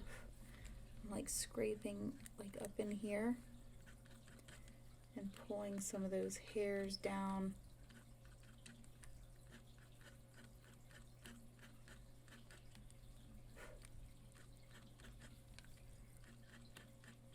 Just bringing them down.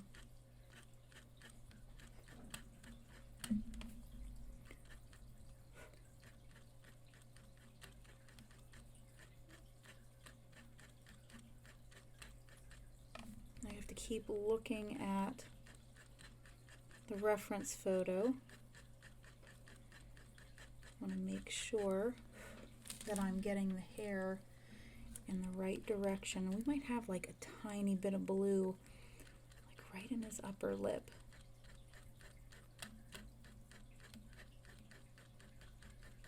And also we need to place some of those like whiskers.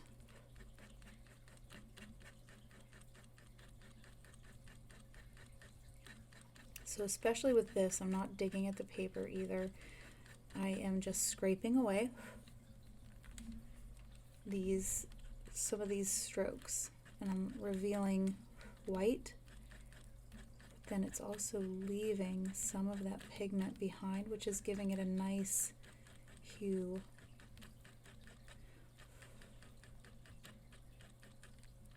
And we'll come back through and play with that some more. Okay, so this part here, like I'm working on this part, I'll start moving some of the fur in a different direction. This is white in here.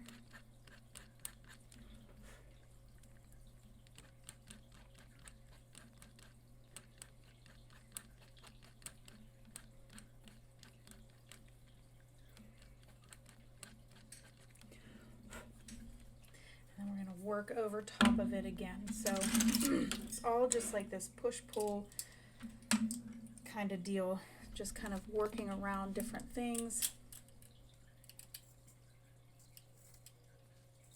Make my cold gray 4 and we'll see how that fares. I'm going to come into the lips here, do a little bit of darkening work.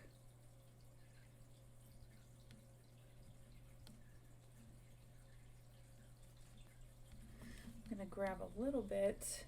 Where is... I'm going to use a little bit of light ultramarine. We're just going to put like a little bit right in here.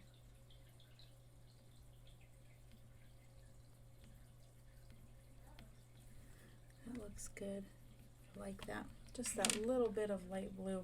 Might even have some like up here in the nose, just a little bit.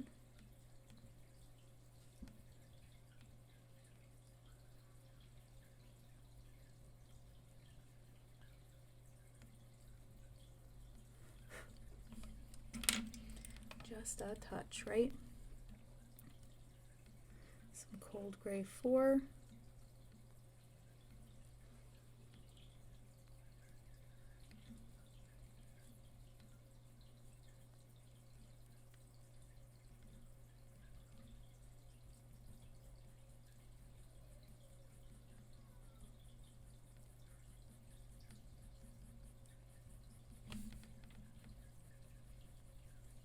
I'm just working in the direction of the fur.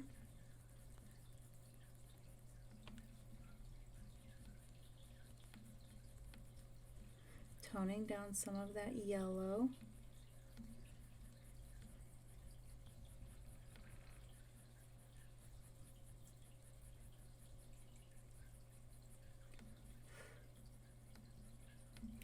And then because I'm seeing it now, I'm going to go ahead and with my warm gray 6,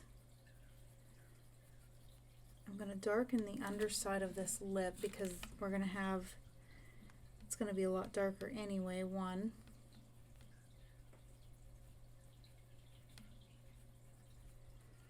But two, this is going to need to be darker as well.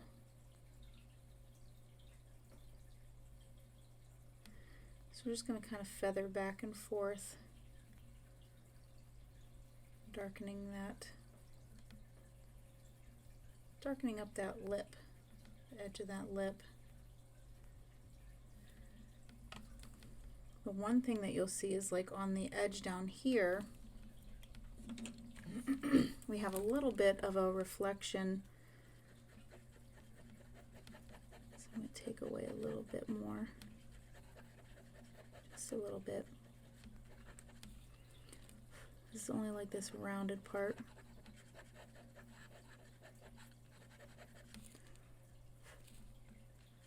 Kind of ends about right there. Go back through with my cold gray. No, let's do a warm gray 5. Just come on top of it like this.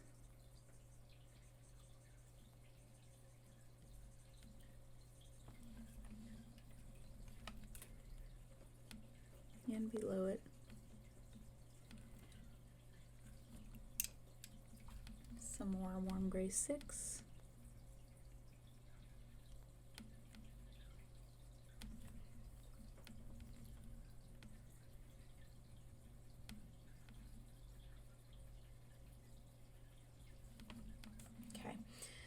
Let's do some of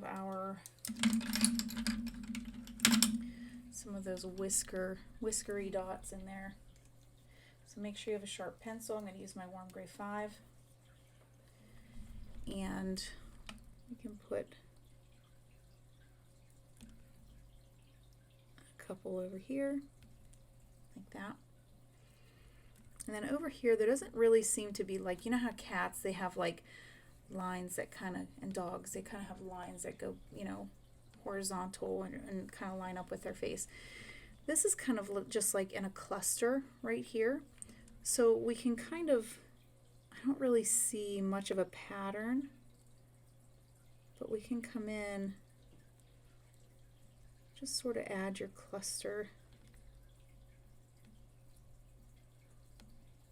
We can't add the whiskers just yet. It's funny how you don't really think of them having whiskers, but they do. They have like these hairs that come out.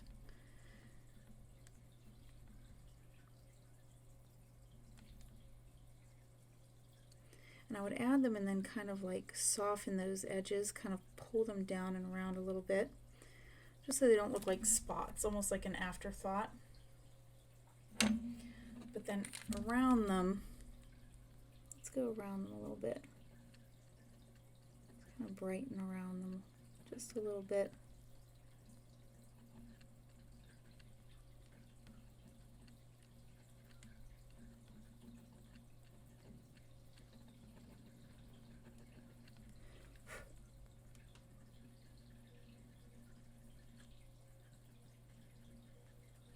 They're kind of shorter hair here too.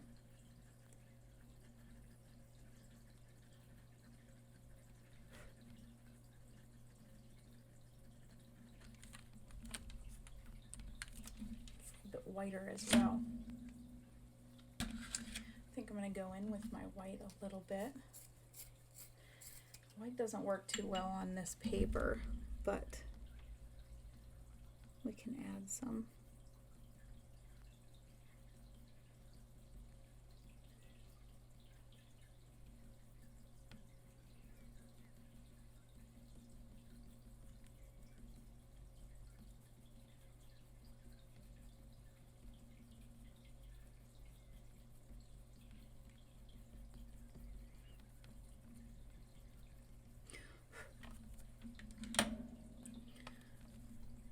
Okay, let's put a few up this way.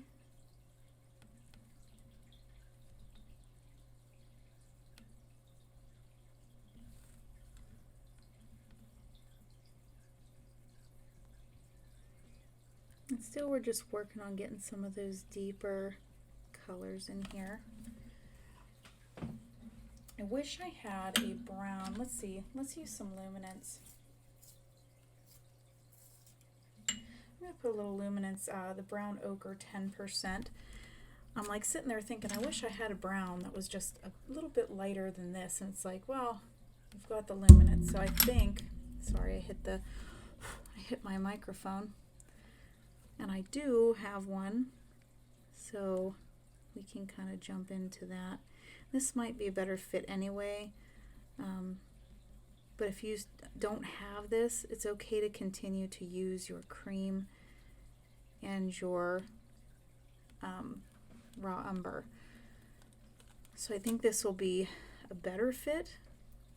It doesn't mean that I'm just going to use it. I'm going to probably still use some cream, probably still use that brown, the raw umber. I think this is going to be helpful. Okay. Because it's like a in between the cream and the raw umber. Okay, so I'm just going to bring this brown ochre 10%.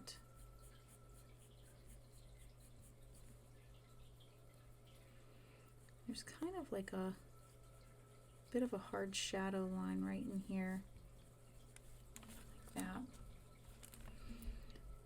Kind of blends just a touch.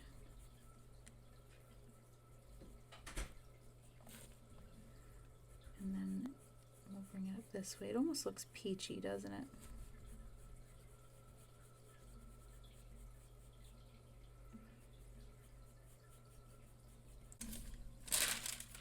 So I think I'm going to add a little bit of the Venetian red in his lips a little bit, like in this area.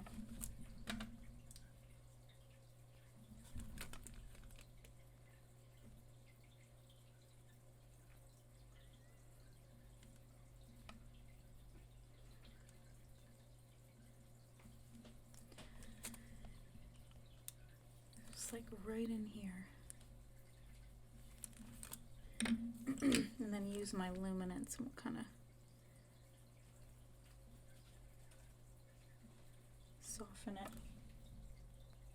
What do you need? Just one.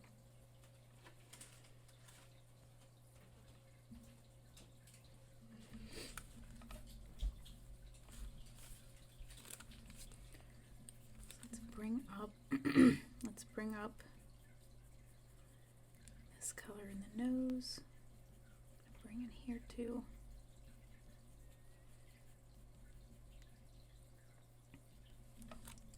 I think I want to tone down these colors here. So we're going to take our slice. Just going to scrape that off just a little bit. Just like that.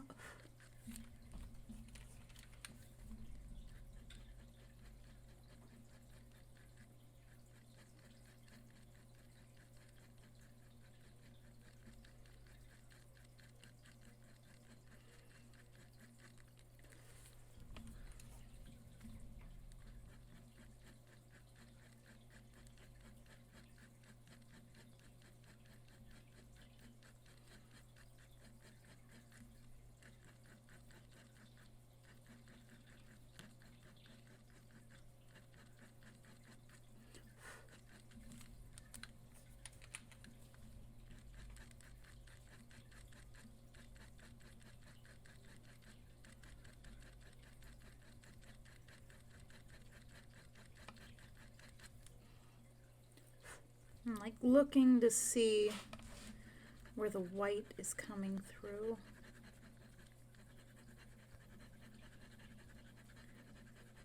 Scraping off just a little bit more.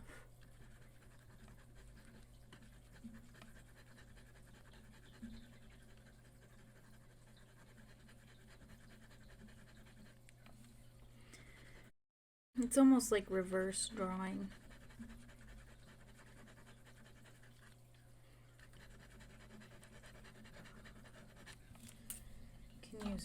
brush too. Let's get rid of some of that dust.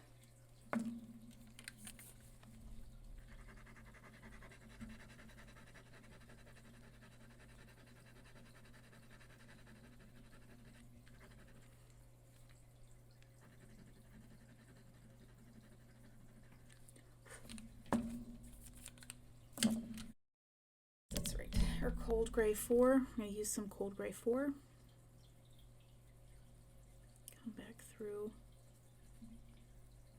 these shadowed areas.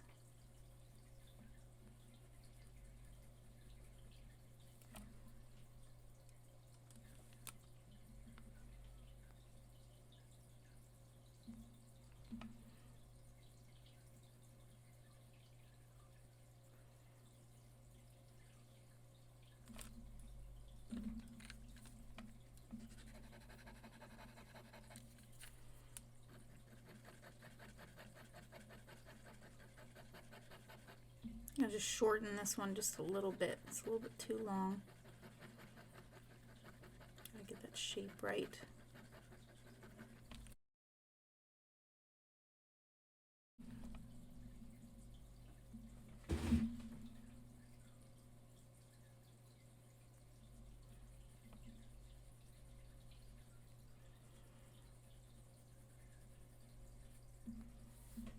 Okay.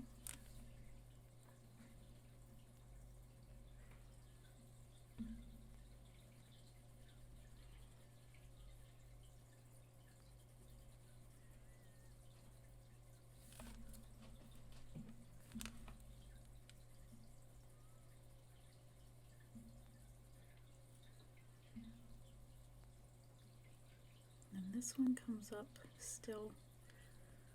I think the Cold Gray 4 is doing a better job with that. Let's get some Warm Gray 2. Kind of bump it around in here a little bit.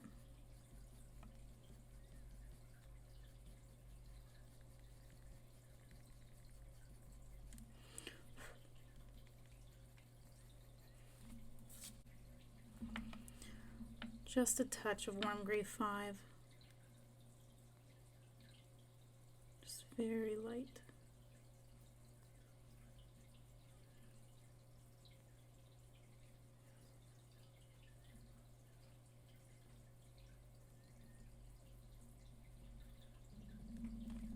Let's erase a little bit.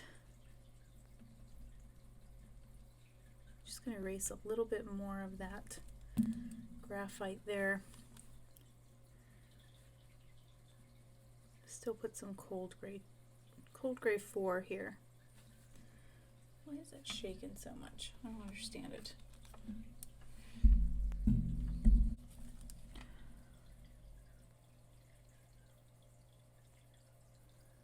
Maybe get some Cold Gray 2 in here as well.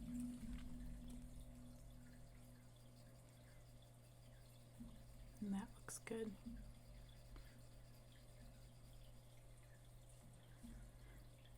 And this is a darker area as well.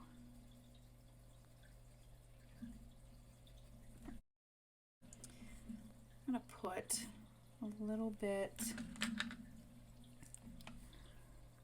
of the raw umber in here.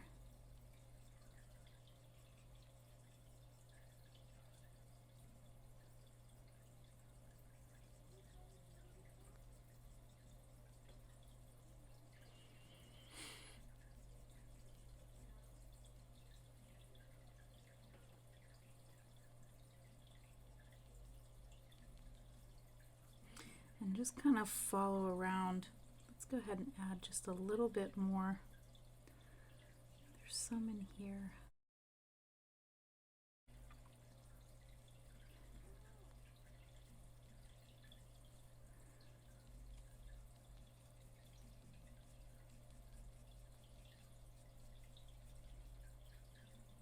Bring a little bit this way.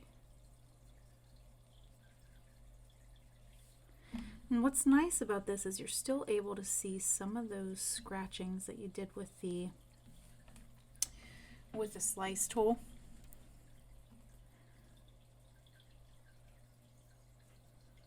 So it's not like completely like you're covering it. As long as you keep your strokes short.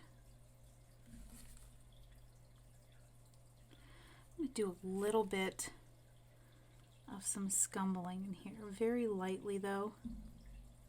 Just gonna break up those shapes a little bit, smooth them out right in here. I'm gonna take some white too. Smooth that out just a little bit more.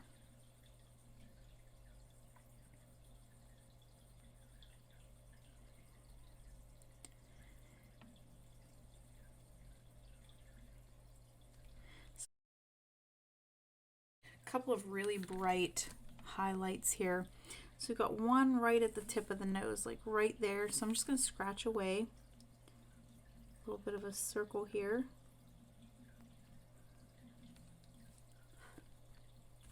I got one at the base over here, base of this part of the nose. And then we kind of have some shapes and stuff like right in here. Okay, so I'm just gonna scratch in a few of those.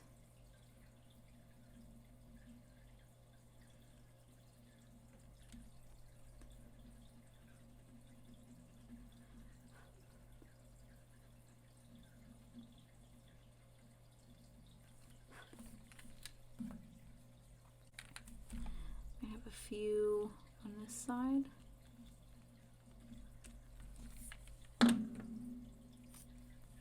I put a little bit of white in there just to soften the edges a little bit.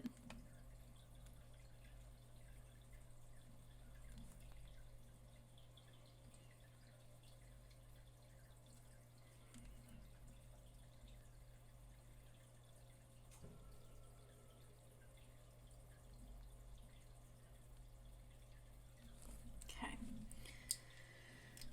All right, so now let's see. Where do I want to go? I think it needs a little bit of some darker, I need some darker tones in there. It's a little bit too bright, but I need to get that white to stay. I'm going to grab my Warm Earth 5% from the Luminance set.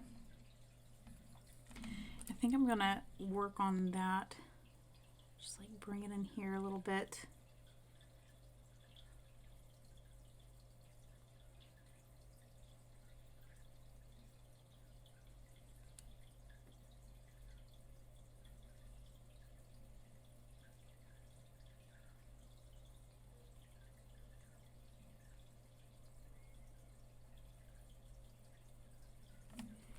Just sort of wash a little bit in here.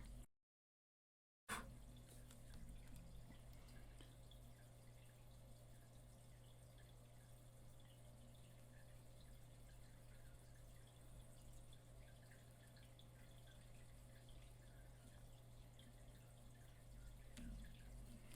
really like that color on this.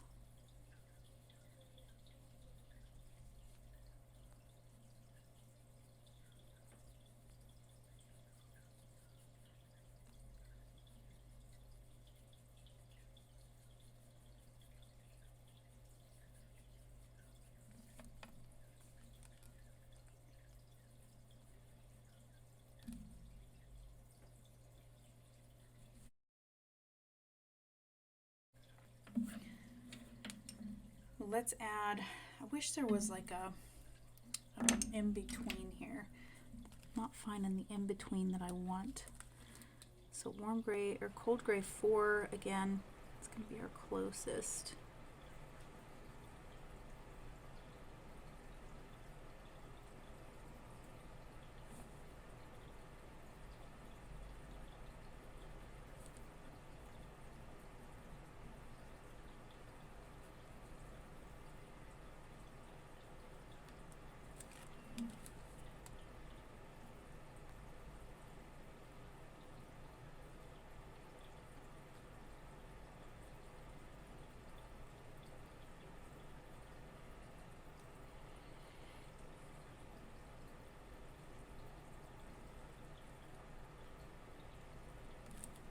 That is a little bit darker.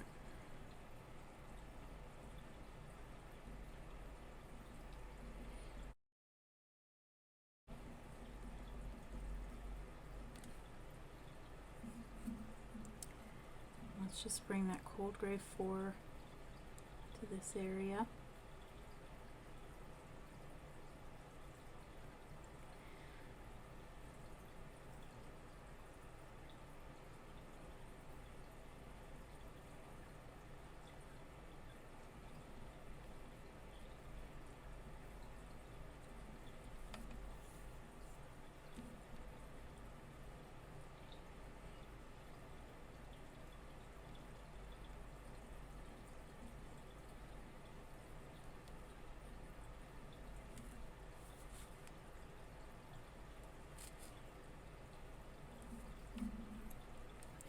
Throw in just a little bit more of the warm gray 5, like right in here. Blend out with the cold gray 4.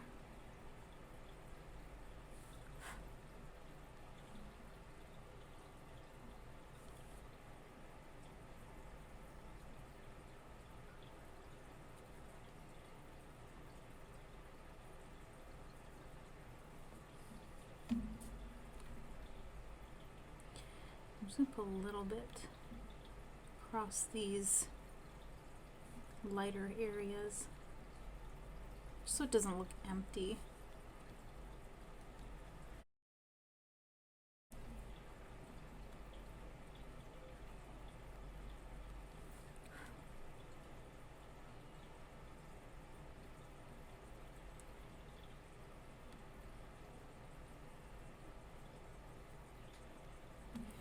Put a little bit more of that light ultramarine in here. Let's kind of scumble just a little bit in there. A little bit more in here.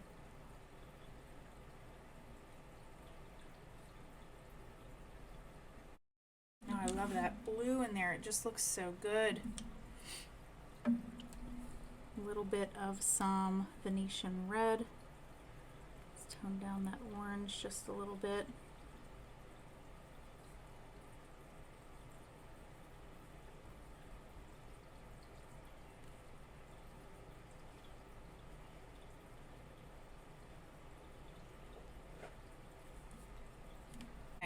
I'm going to put a little bit of the Venetian red up here.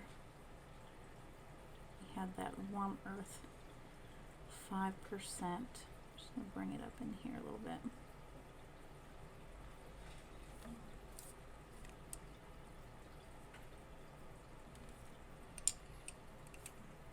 And then warm earth 5%. Sweep it around in here.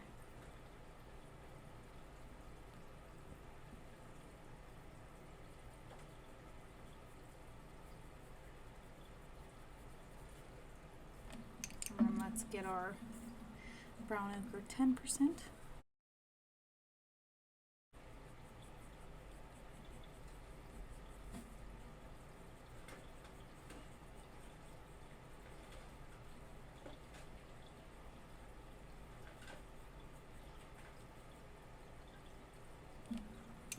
I'm going to erase that graphite just a little bit better.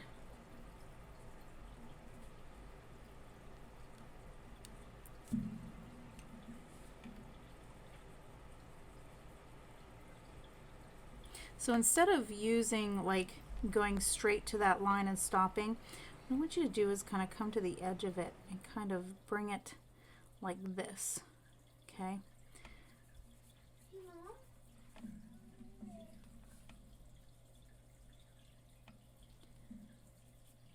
Let's bring it up here.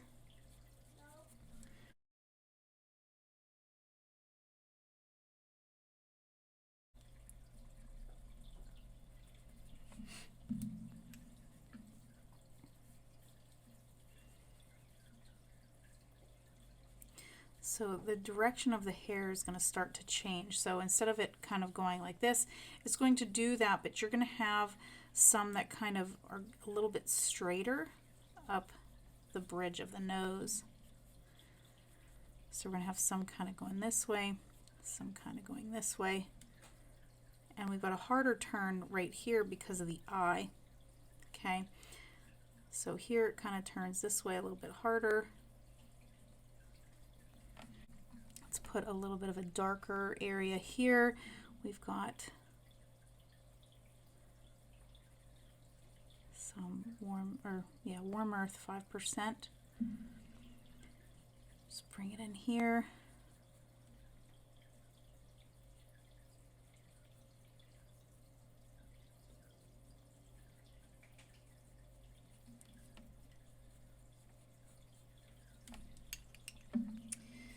We'll need to add a little bit of the raw umber.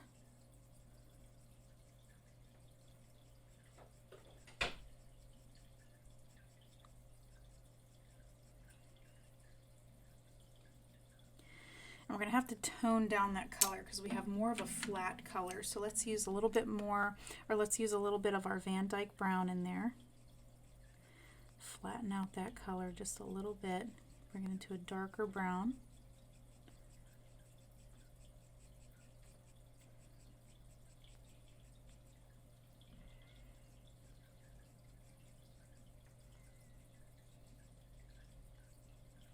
Now some of the surrounding browns we can use a little bit of the walnut. Walnut's going to be a little bit darker, it's going to be a little bit more flat, but it's going to look really good when you have all those under layers. Oh, it is snowing again like crazy. We've had off and on snow all day long, and even though I'm okay with it, I really don't like snow that much. I really don't. I don't like the beach though either, so I don't know. I just want it to be like sunny and warm with grass all the time. I don't like sand. Isn't that strange? Everyone's like, I want to go to the beach. I'm like, yeah, I like grass. Okay, some raw umber. Start bringing some of this, some of these colors up. I'm kind of exaggerating the brown as well on his face.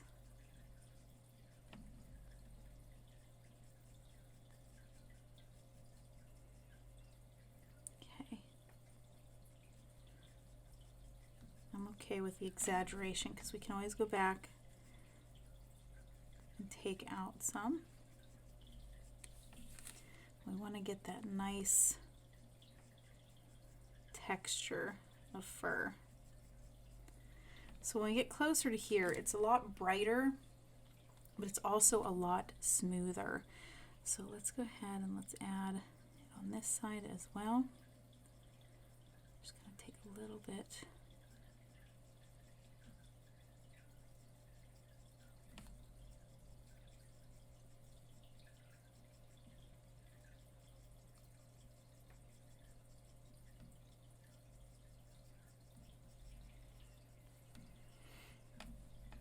We're going to bring it up this way.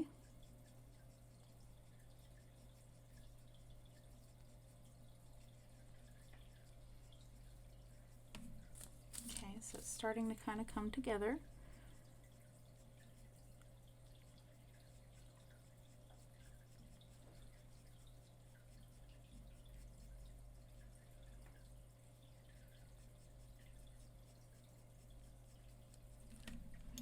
Let's put a little bit of the walnut brown. We're going to do a little bit of the negative space work here. Kind of work in between those little strokes. You need to add some of the deeper contrast in between.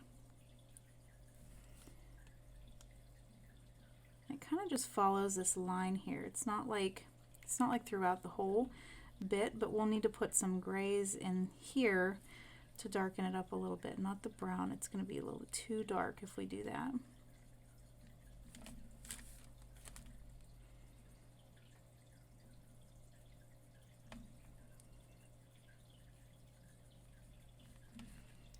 Let's use a little bit. I'm going to use Cold Gray 4 again. We're just going to come in and add a little bit darker, but not quite as dark as the brown.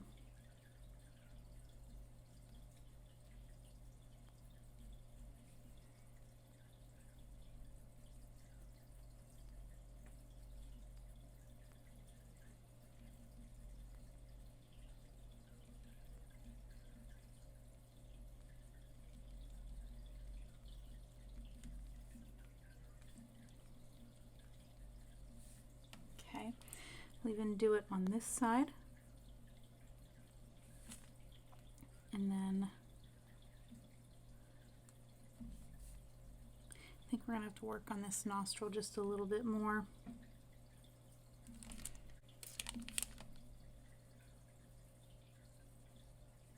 Just going to do a little bit of scumbling on this, just make it smoother.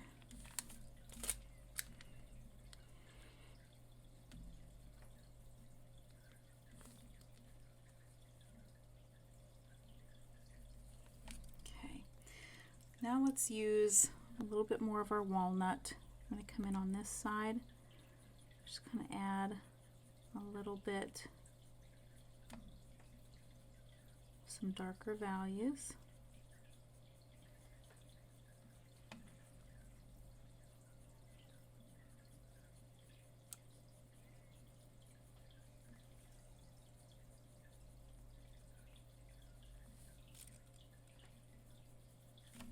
Okay, and I'm going to come through with my slice tool now. And let's kind of start in this area. I'm just going to go with the flow of the fur.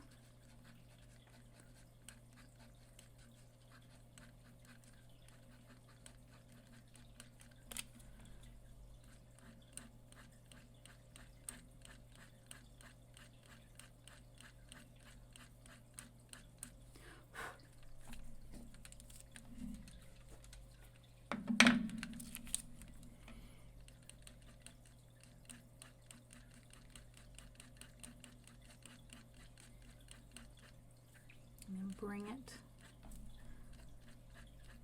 around this way.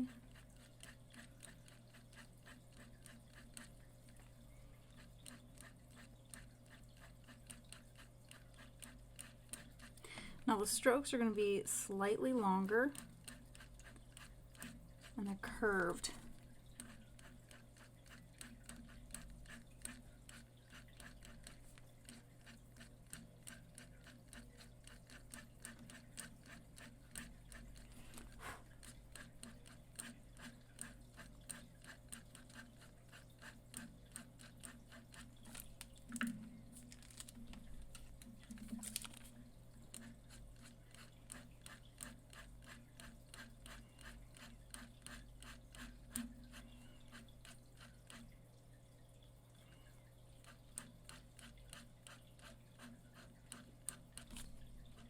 In this area we need to kind of switch it up just a little bit.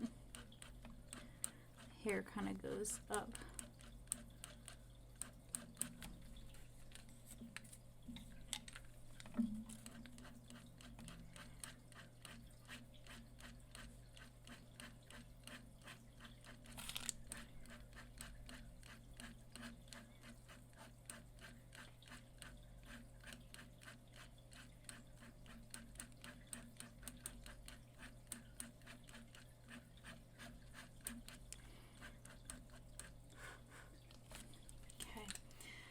And then let's go ahead and do it to the other side.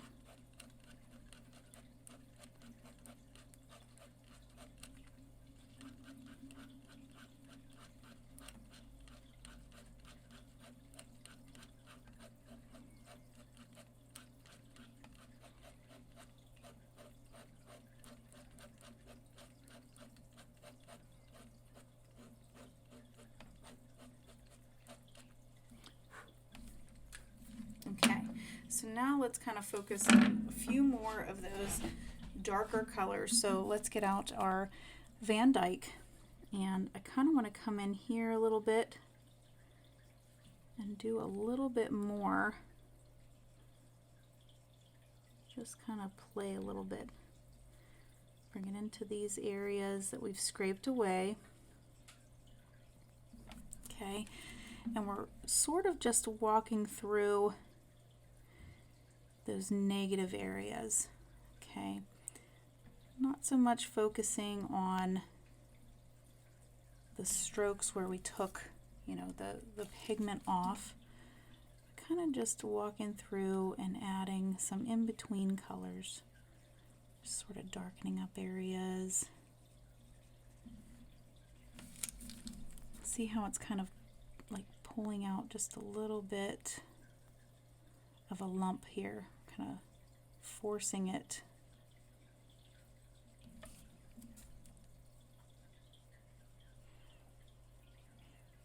And in turn, that's going to brighten that area.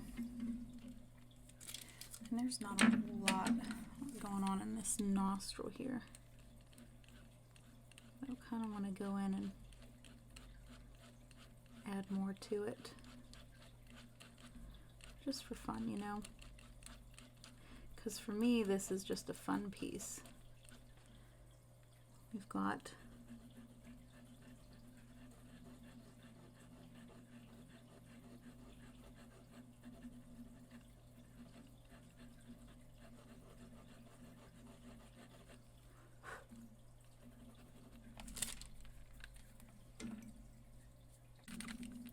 like a little bit going on here.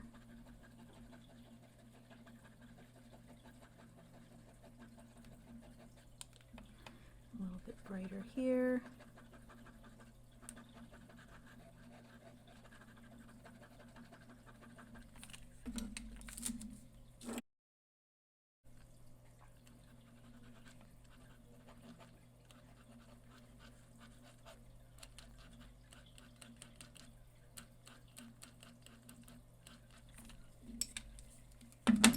Okay.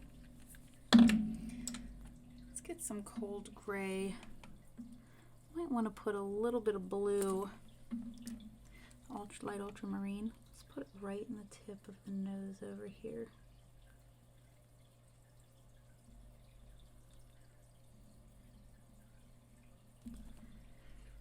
And then use the cold gray 4. I'm just going to kind of play a little bit. I've got some darker areas right in here that we need to pull up into the nose just a little bit more.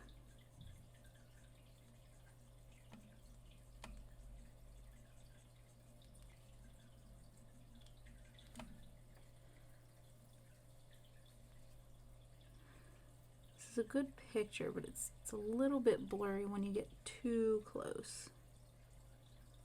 So we can just put like a little bit.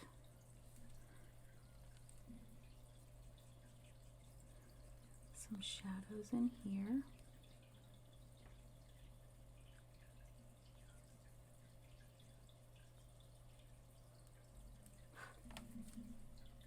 A little bit of cold gray 4.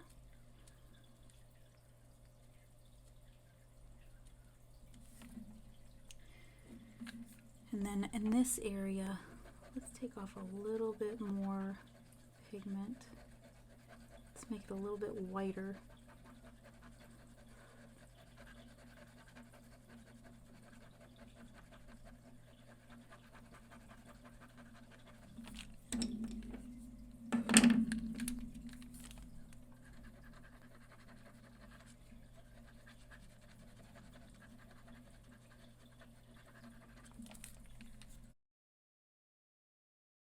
And get some cold gray 4 in there. Just a little bit. Just real subtle. I'm going to put a little bit of the ultramarine. I'll put it right in here. I love the way that blue is looking with that yellow. Just that cool with the, it's like that cool color with that warm color. Just looks so good. Just a little bit of it looks so nice. Have some cold gray too.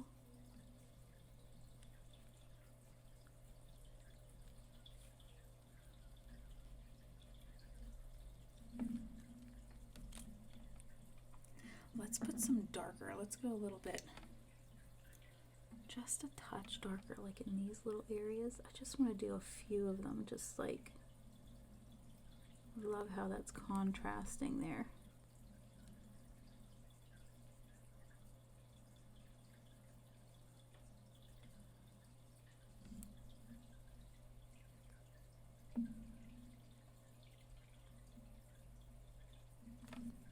It's nice. All right, let's move on to this, this area right here. It's a lot brighter than this area, so we're going to use our lighter colors like our warm gray 2, our cold gray 2, maybe the cold gray 4. And our cream as well. So let's do some cold gray 2 or warm gray 2 first. I'm just gonna curve this.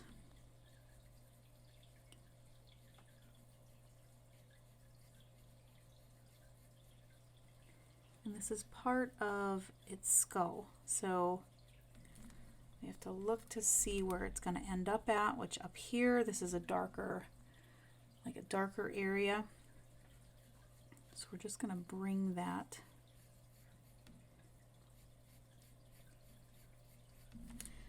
up to there.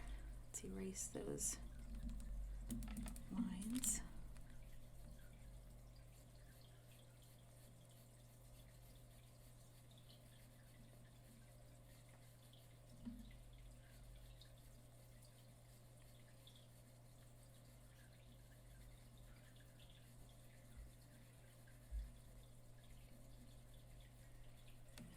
Okay, let's add our cream.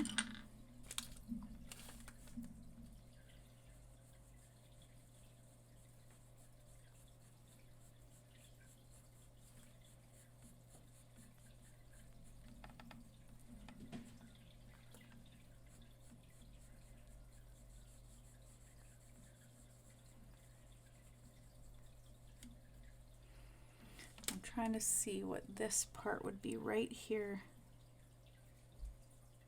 I think I see it. This is going to start turning into more of a brown, like this area is going to be more of a like a light brown tannish kind of color. So we can actually put our luminance brown ochre 10%.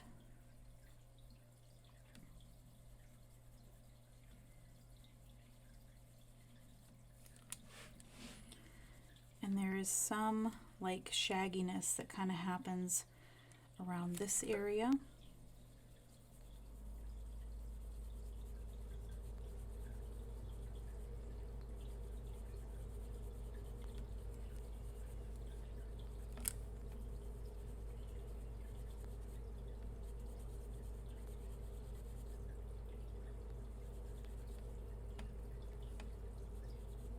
And we'll finally get to connect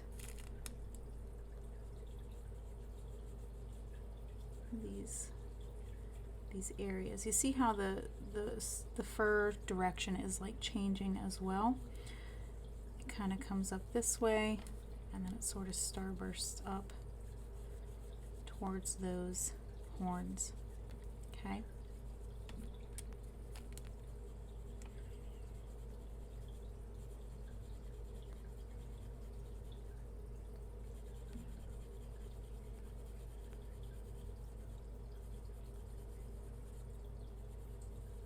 And I'm just going to go back and forth,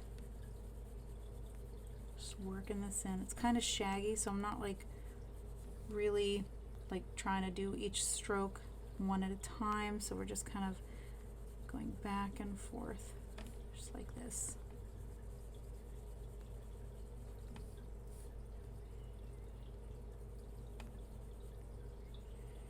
There's other parts of the skull that we're going to be able to start seeing. Let's do some cold gray 4. Well, let's start with cold gray 2 first. Let's do that.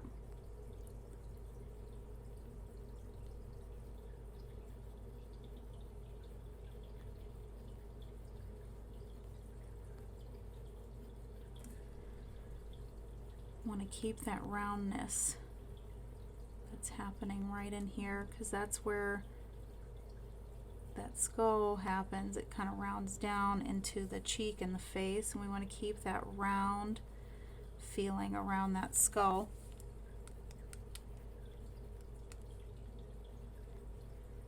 So that it kind of drops a level. So now it rounds around this way, and then we kind of get like these concave. They're kind of like the opposite So we gotta go in like this, and then it waves around the other way like an S or a backwards S. And they kind of start moving the other way. And then we got everything that's shaggy.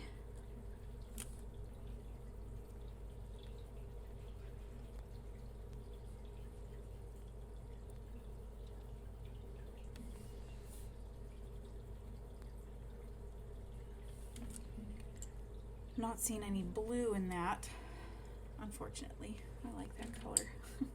Let's put a little bit of our Warm Earth 5% in some of these darker areas. These are the shaggy bits.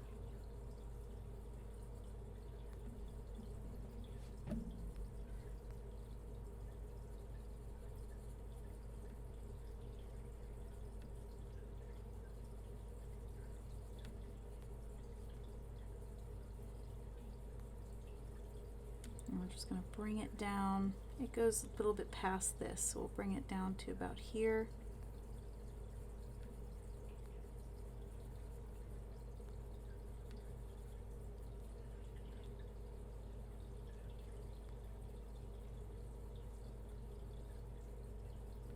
Let's add a bit of our raw umber.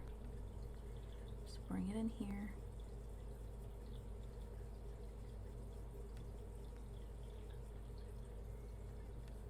I'm just going to bring a touch of it in though.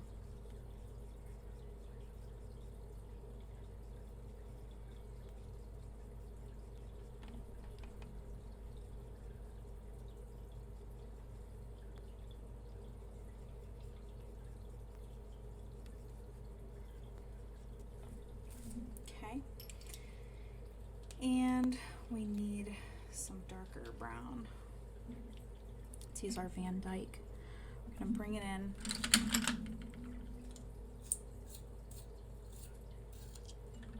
Oops.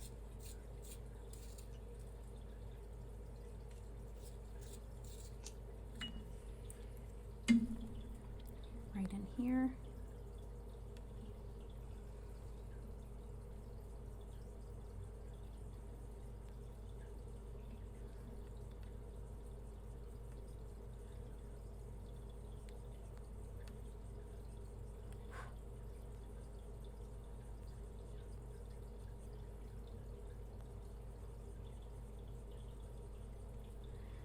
Bring some up here.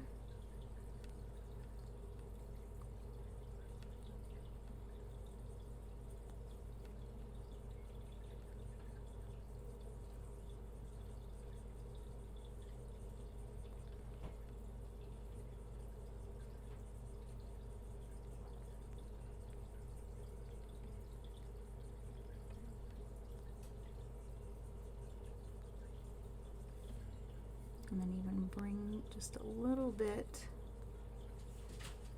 down this way. I think we've got some that are kind of like hanging out this way too. Just like closer to that eye.